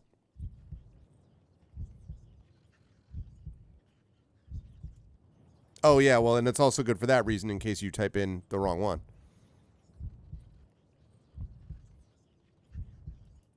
Okay. Can you not allow me some magic? We'll die in here if you do not. The Minimite shakes his head. I'm not eating your magic. I just muddy it. It's part of what I am. After a moment, he adds quietly, believe me, I'm sorry too. Oh my God. Throw the Minimite through the grate? Or cast a spell. Okay, $sign vote space 1 is throw the Minimite through the grate. Wow.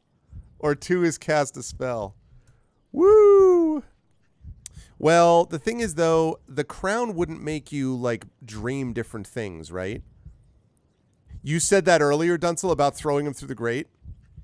Oh, I missed that.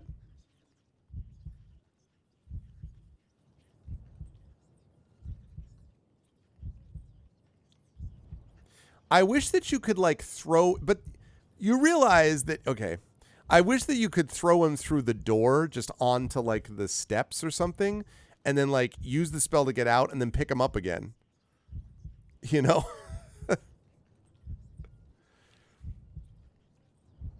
I mean, yeah, you could try to cast it. We have not tried to cast a spell yet, even though it's not supposed to do anything, but...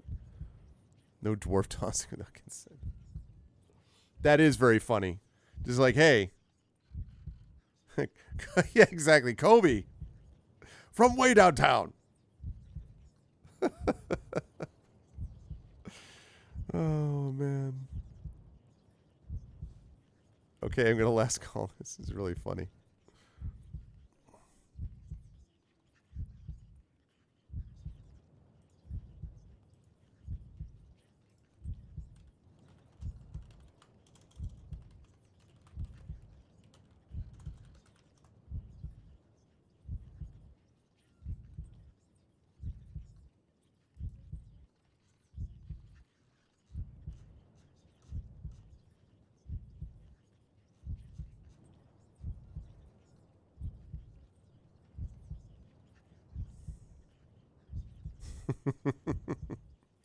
Chan, have you heard of... These are great. Chan, have you heard of the game Throw Burrito? I believe you can fly. Woo! All right, here we go. Aiming carefully, you toss the Minimite at the grate in the wall. Your aim is true, and the creature disappears from you with a fading scream. You are suddenly quite alone, but you feel the power of starlight returning to your veins all the same. Oh my God. Oh, what the hell? Okay. Create illusions.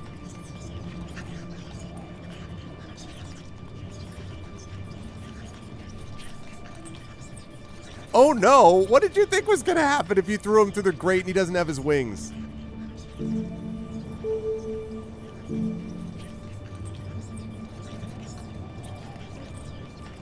Poop shouldn't have done. He's got a soft landing. Smelly but soft.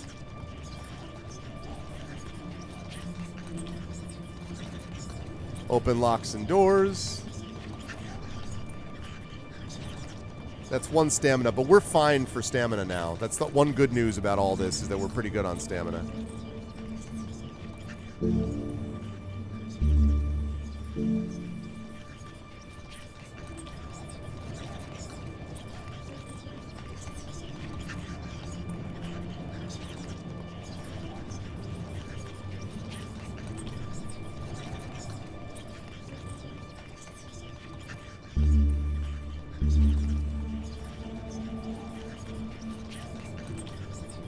There's zip. Yeah, the open the door thing.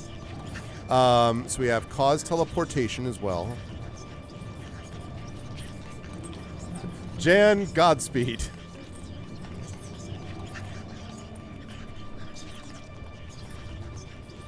Now, the ones without stamina listings don't cost stamina because we have the items for them.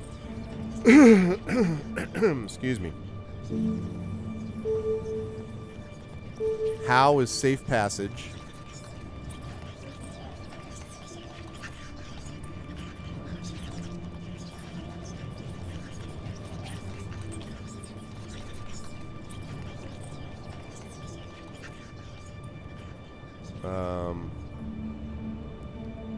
I think that's all. Kid. Zap. Yes. Okay. All right. So here we go, chat. We've got cast Kid. This baby can go from 0 to 60 in 3 seconds flat. Okay, so we can either cast Kid, which creates illusion. I'm not sure what the benefit of that is, but we could do that. We could cast Dope, which opens locks and doors. That's 1 stamina, but we're fine there. Cast Zap, create lightning, 3 stamina. I'm not 100% sure why we want to zap the door, but we could. Cast Zip causes teleportation. Maybe we could teleport to the other side of the door. Possible. Cast Howl, find safe passage, 1 stamina. So those are the options that we have. But I feel like safe passage is going to be like go out the door, you know, I think. Oh, man, that's funny. Chan, it's time to test gravity. And so you'll try defying gravity, and no one lets you down. Splat. I don't think anyone let you down. Of course, there is the issue that maybe finding, yeah, gravity's just a theory anyway, exactly. I wonder actually if zipping, if like teleporting through though is like I talked about this before, if that's like Nightcrawler in X2 where like, but I can't see where I'm going, you know, I don't know. Maybe not. Oh gosh, that was really funny. It's just like, you're all like, well, sorry, Jan.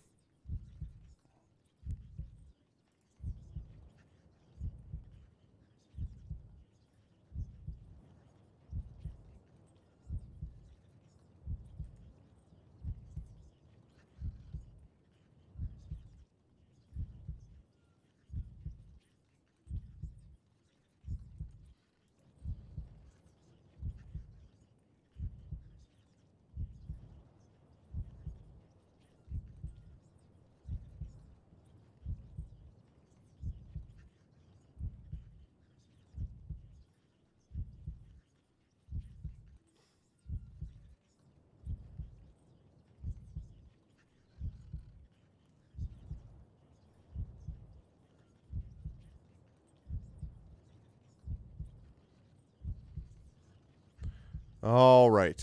Last call, last call.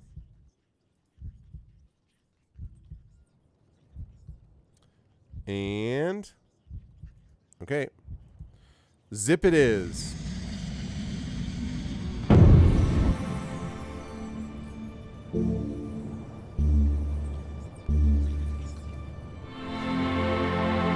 Look looking to the stars, you craft the magic, and the ring of green metal on your finger begins to glow and glitter. You are suddenly torn through the very air. Oh, okay. Well, that worked. You reappear on the other side of the door. Everything is strangely silent. The key to the cell is sticking out of the door. Your assassin sword is leaning against the cell door, and you snatch it up gratefully. All right, chat. So, yeah, I guess that's true, Thaisel, but apparently that worked out. So $ vote space 1 to take the key, $ vote space 2 to make a move. Take the key or make a move.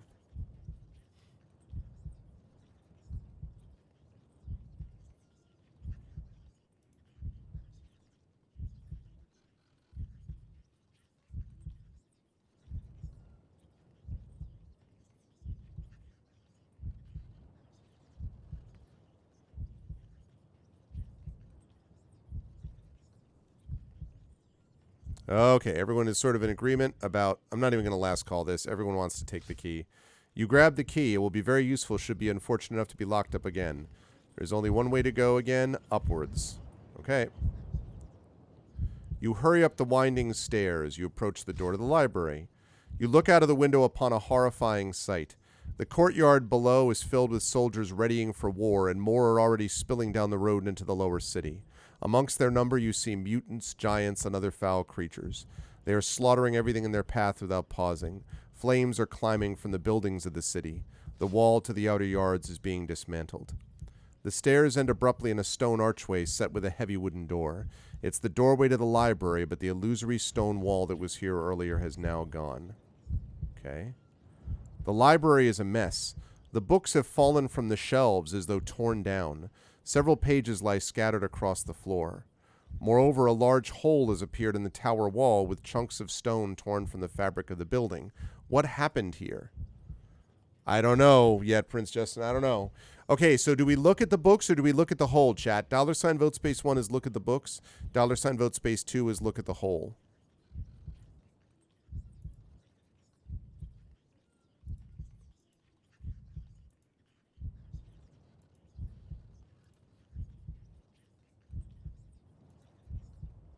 Look at the books or look at the whole. Yeah, not hashtag not all mutants. Indeed, indeed.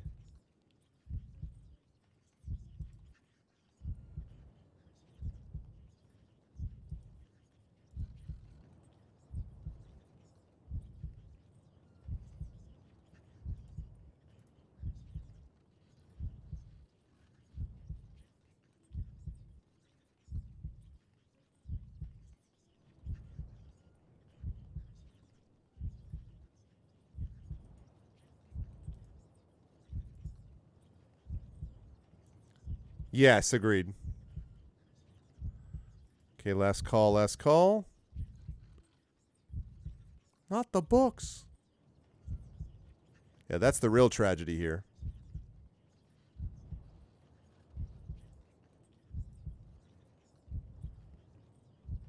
Okay, looks like we're looking at the books. You look around the books. Must have been tossed from the shelves, but some have been scoured as though by deep curved claws. Okay, that seems really bad. One lies open on the floor, pages fluttering, on the undoing of the done. Isn't that what the hourglass said? On the undoing of the done? I feel like the hourglass said exactly that. It said like everything can be undone once or whatever.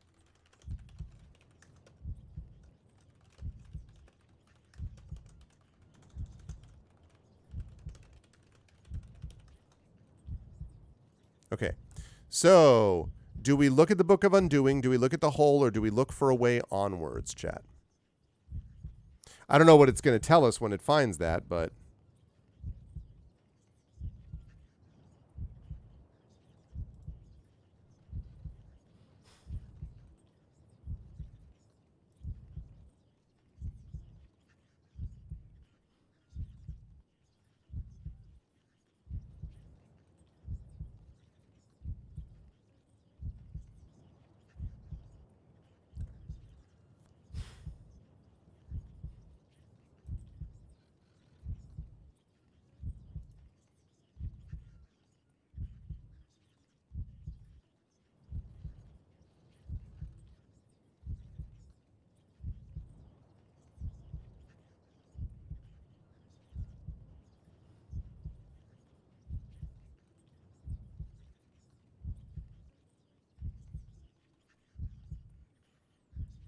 Okay, last call, last call. Okay, chat seems to be in favor of this. Look at the Book of Undoing. You lift the book from the floor and turn through the pages. It is a book about righting wrongs, fixing mistakes, also about the counting and undoing of one spell by means of another. On one page, you notice the spell of the shield opposes the enchantment of the sword. Okay. But before you can read more, something swoops in through the hole in the tower wall. It is nothing short of a demon, short, goat-like, but with a hellish gaze. Uh-oh. And on its head rests something you did not think you would ever now see, the crown of kings. Well, crap. Who are you? Draw our sword. Okay, so again, I'm going to put this as an option because I don't know whether that's going to cut out something else. So, who are you? Draw a sword or cast a spell. $ vote space 1 is who are you? $ vote space 2, draw a sword. And $ vote space 3 is cast a spell. And I totally agree with Emily on this. Yeah, Jan has returned. I'm John, Jan's older brother. How dare you throw my brother out of the grave?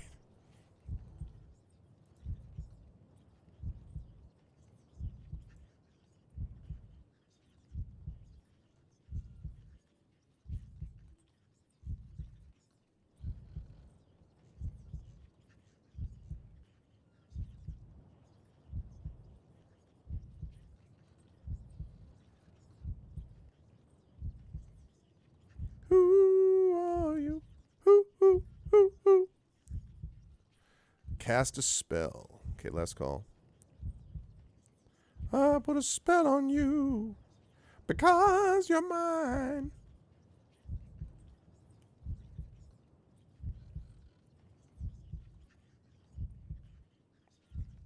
Yeah, and I also, I mean, we saw this thing tear a bunch of stuff up already. Like, I don't know. Yes, there is an update, Drew. All right, going once. Going twice. All right.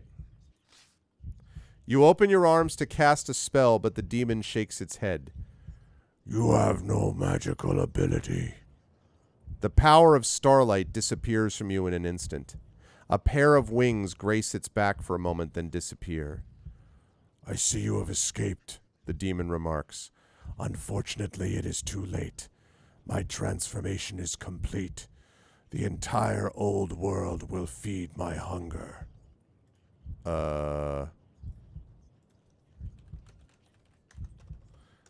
Glad we had a long chat with this guy. No, well, can't cast anything, so who are you? Draw our sword or rush the creature. I hate being right. I know, right, Prince Justin? Thank you, Crit Twitch, for the tier 1 resub. Thank you, Crit Twitch. Hope all is well. Welcome to a super intense circumstance. Well, we'll see. I don't know what this end. I'm not sure what this is all leading to in the end, but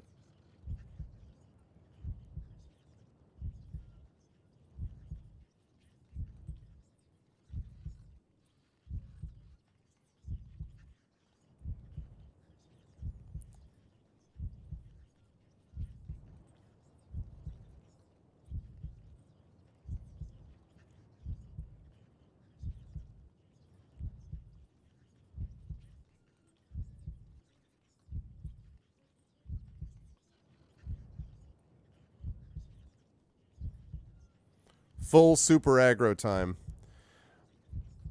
My guess is this guy's going to obliterate us, but we'll do our best. Good to see you, Crit. How you doing, Crit Twitch? Good to see you. Welcome, welcome. Thank you so much for the sub, as always. Thank you so much for the support. Once, going twice. Okay. You draw your assassin's sword, but the goat thing shakes its head. Throw that out of the window. You do so without questioning. Ah, it's the Crown of Kings. Okay, well, $ vote space 1, we say, who are you? $ vote space 2 is rush the creature. Yeah, doing okay. This setup is going to be interesting. I don't know how we're going to go on this other route, but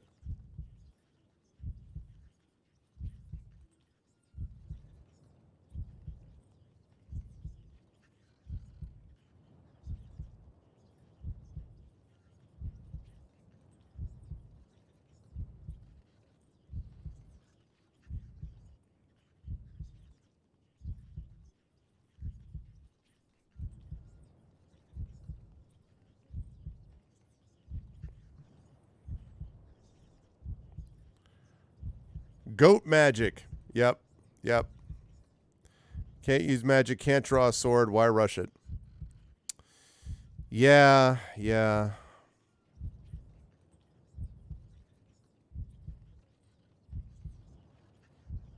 I'm going to last call this.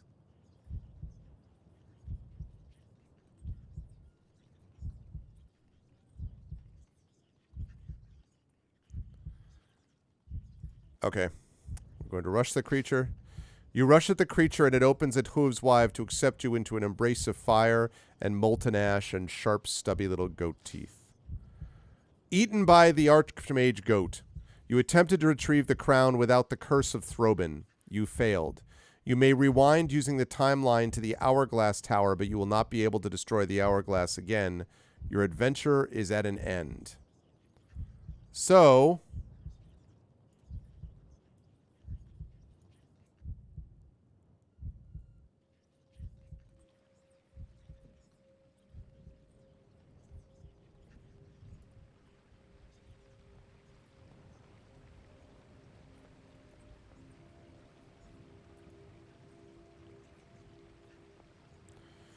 So this is it. It rewinds. I'm sure it doesn't, because it rewinds back to when we died there. I will check right now. Let's see. No, see? We don't have the spell book. We don't have the book of...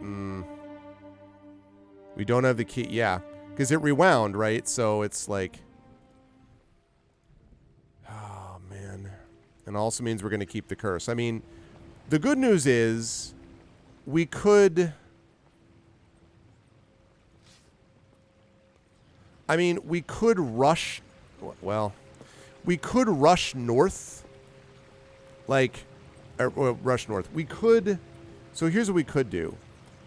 We could basically just run through the decisions we made, all of which I think I remember, as fast as possible to get up there.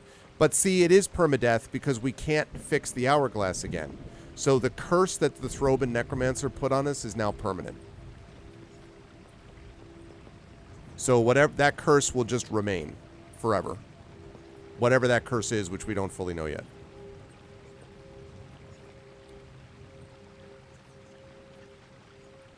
So, I mean, that's really the question, chat, is do we...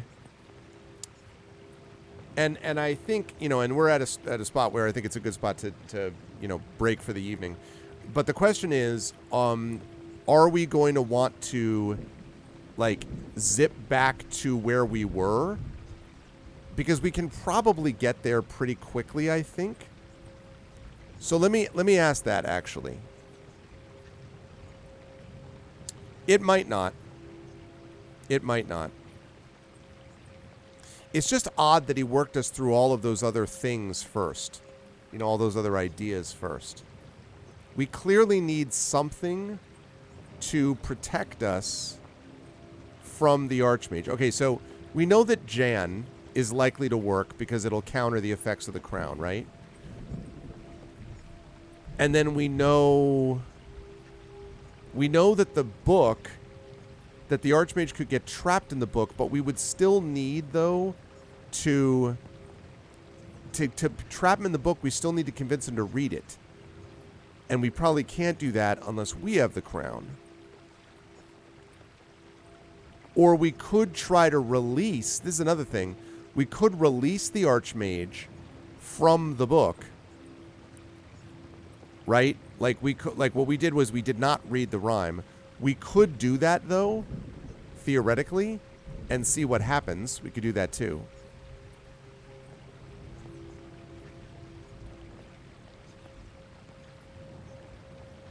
But the thing is, to bring Jan, we've got to get into the cell. And we couldn't do that. Like, up here, inside here is where the cell is, and we were not able to do that. So that's one of the problems, is that we were not able to... Yeah, is that we weren't... We took it, but it's gone now, Twitchy, because we rewound. See? No key.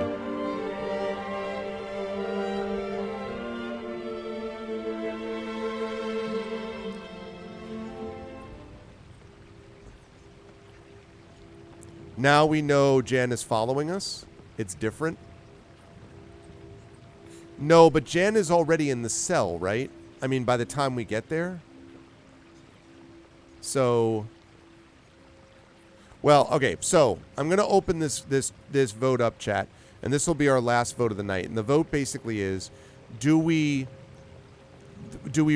rush back to where we were, and then try to do something different with the Archmage, or 2? Because the thing is, 2 is a lot longer, which worries me a little bit. Because 2 basically means, like, because we got transported out of here and ended up in here. But we never went through any of this, basically. And we never went through these towers on the eastern side. But we could go find the cell. Yes, that is true, actually. We could do that. We could go up and find the cell and see if we can figure out a way to get in there. That is possible. I think we tried, but it was blocked by the magic or something. So, because there wasn't a key at that point.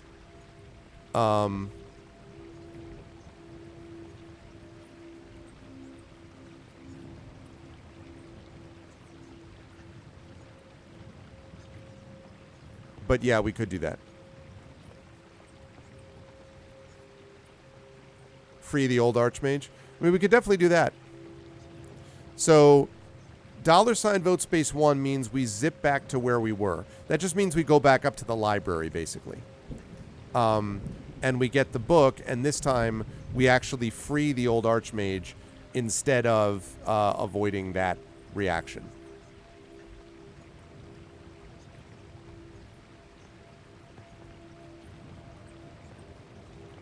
And $ vote space 2 is, I guess we just play it out as best we can. Although, again, I don't know. I feel like there's a lot there, but we could do that.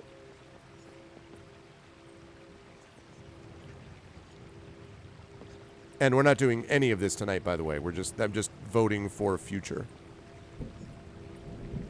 Could have been more options with the cell. You mean do you mean just now when we were inside it, Triffid, or you mean when we first came to the cell?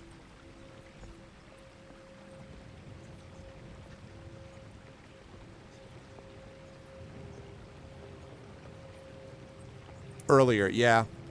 That's true, it could have been. I guess we didn't do everything, did we?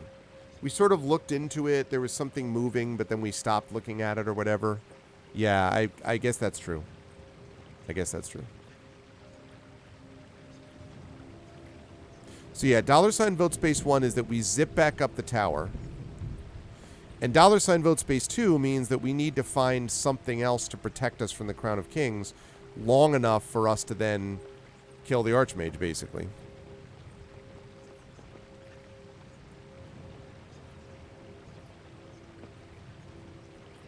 Okay, sounds good. Well, thank you for stopping by, Twitchy, and thank you for being an excellent participant. And I hope you will stop by again. This is kind of the, as I say, not this particular game, but this kind of community back and forth banter is stuff that happens when we're playing video game stuff and on tabletop stuff. Obviously, there's the banter with everybody playing. So thanks for joining us and for the follow. And I hope you'll be back. Good night. Okay.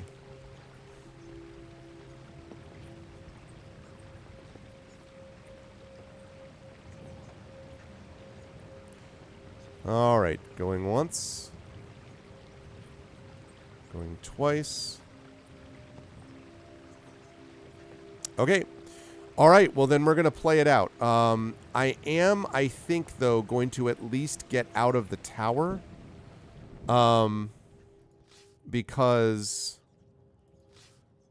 I want to do this part because we did do these things. This was useful, but not for anything in particular. Look at the doors. We opened a random door. We opened another door. I am just going to zip out of this tower. After that, we can do whatever we want. But, like...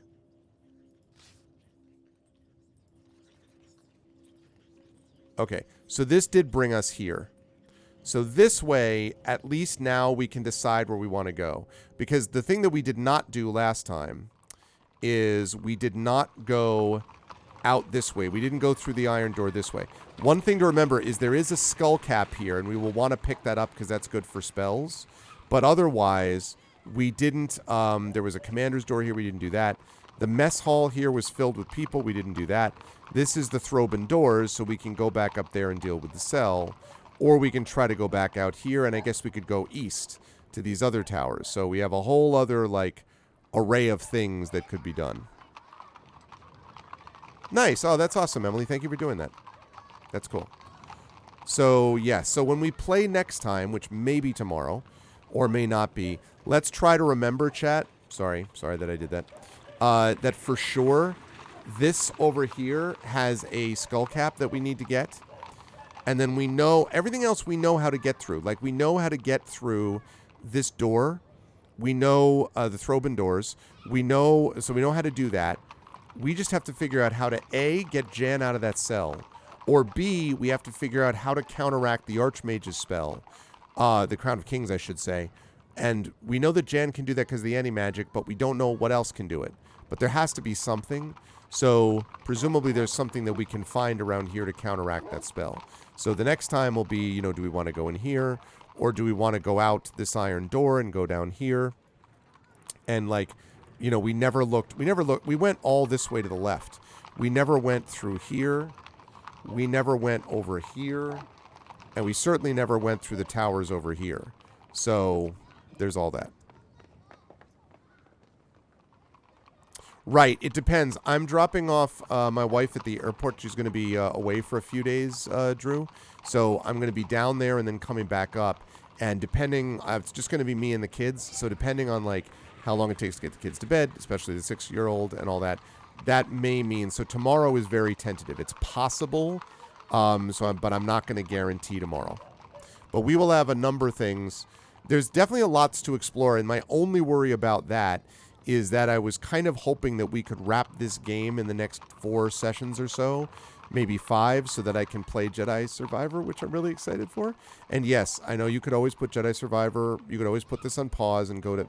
I don't like to do that, though, and I have been having a lot of fun with this game, and I know you folks have too.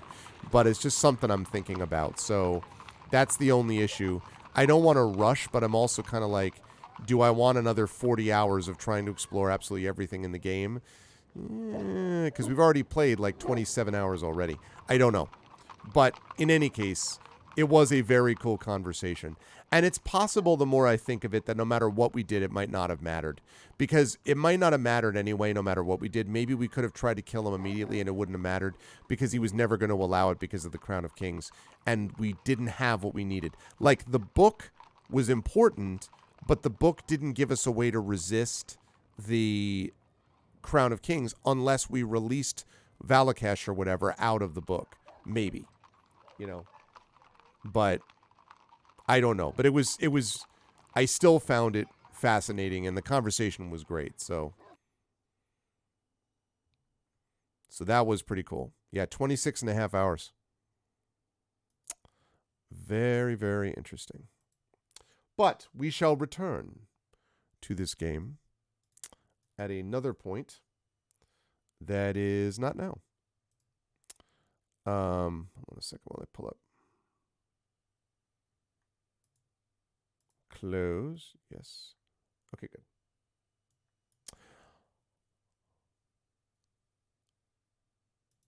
Yeah, we could.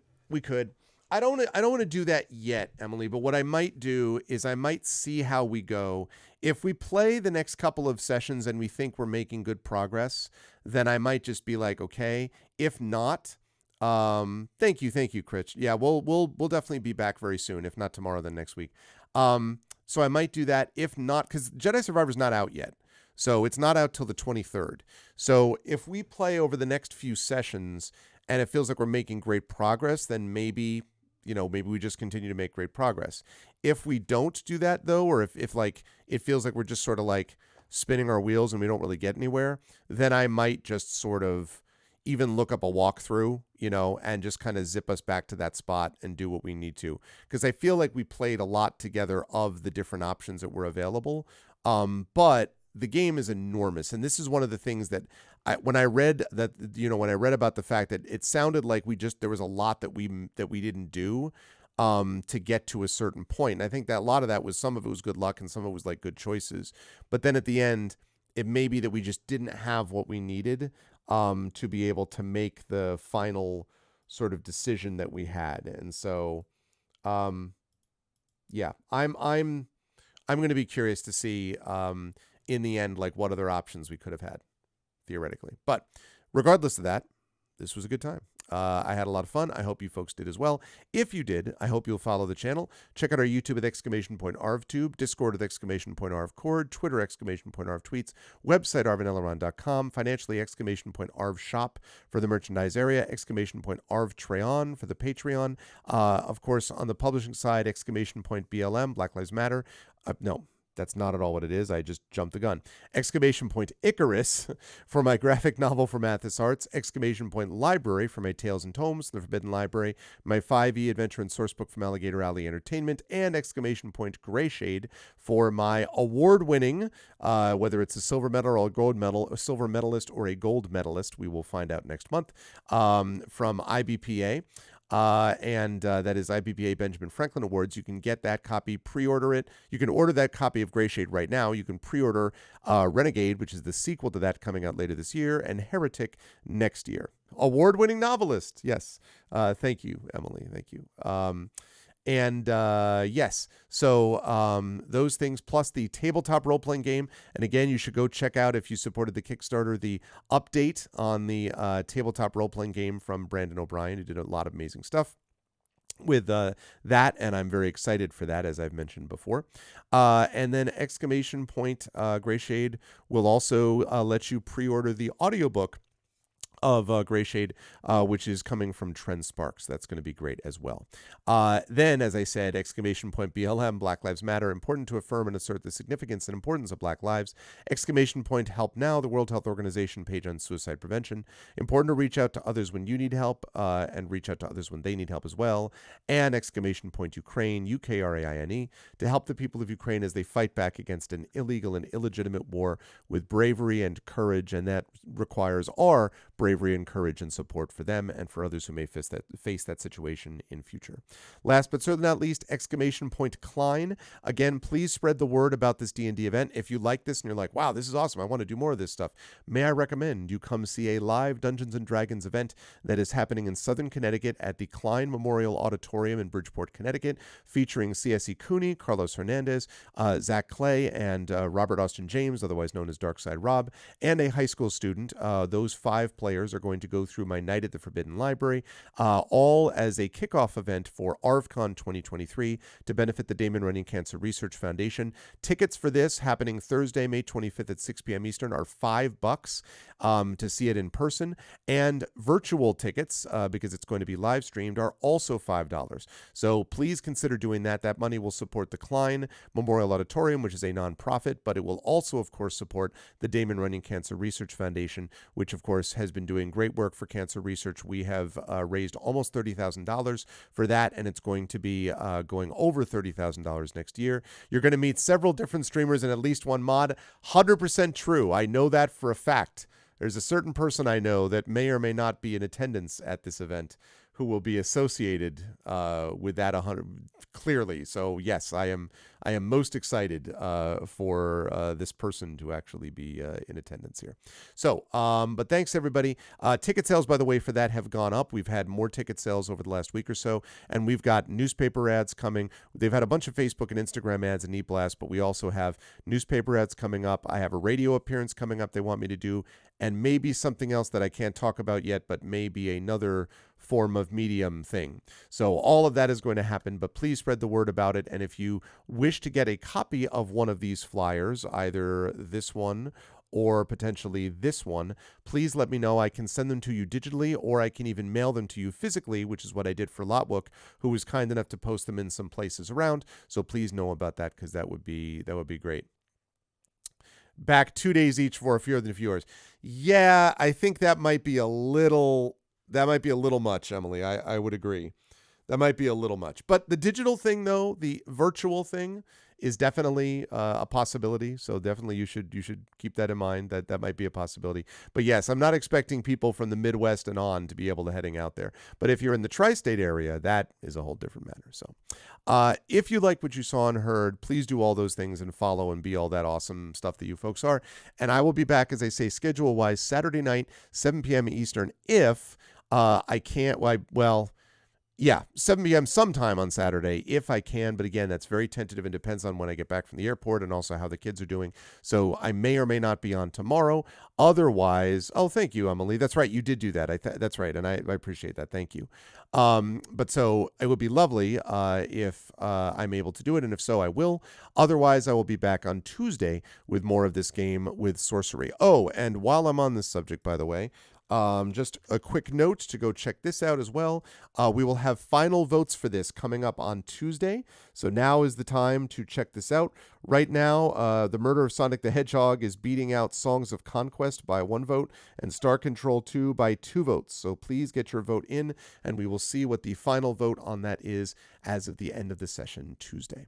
That is going to do it for me. I'm out of here. No raid tonight because it's late, but I will try to do a raid tomorrow depending on how numbers and when we finish up tomorrow. And otherwise, I will see you folks, if not tomorrow, then back here on Tuesday for more of this game to come. Thank you to my wonderful mods, Dragon Spear, Drew, Emily the Honored, Prince Justin, Triffity Mats, the best in the business. And thank you to my Patreon supporters and subscribers, Dragon, Drew, Emily, Prince Justin, Triffid, Commander Dunsel, Crit Twitch, Jagtris, and Mrs. Dunsel.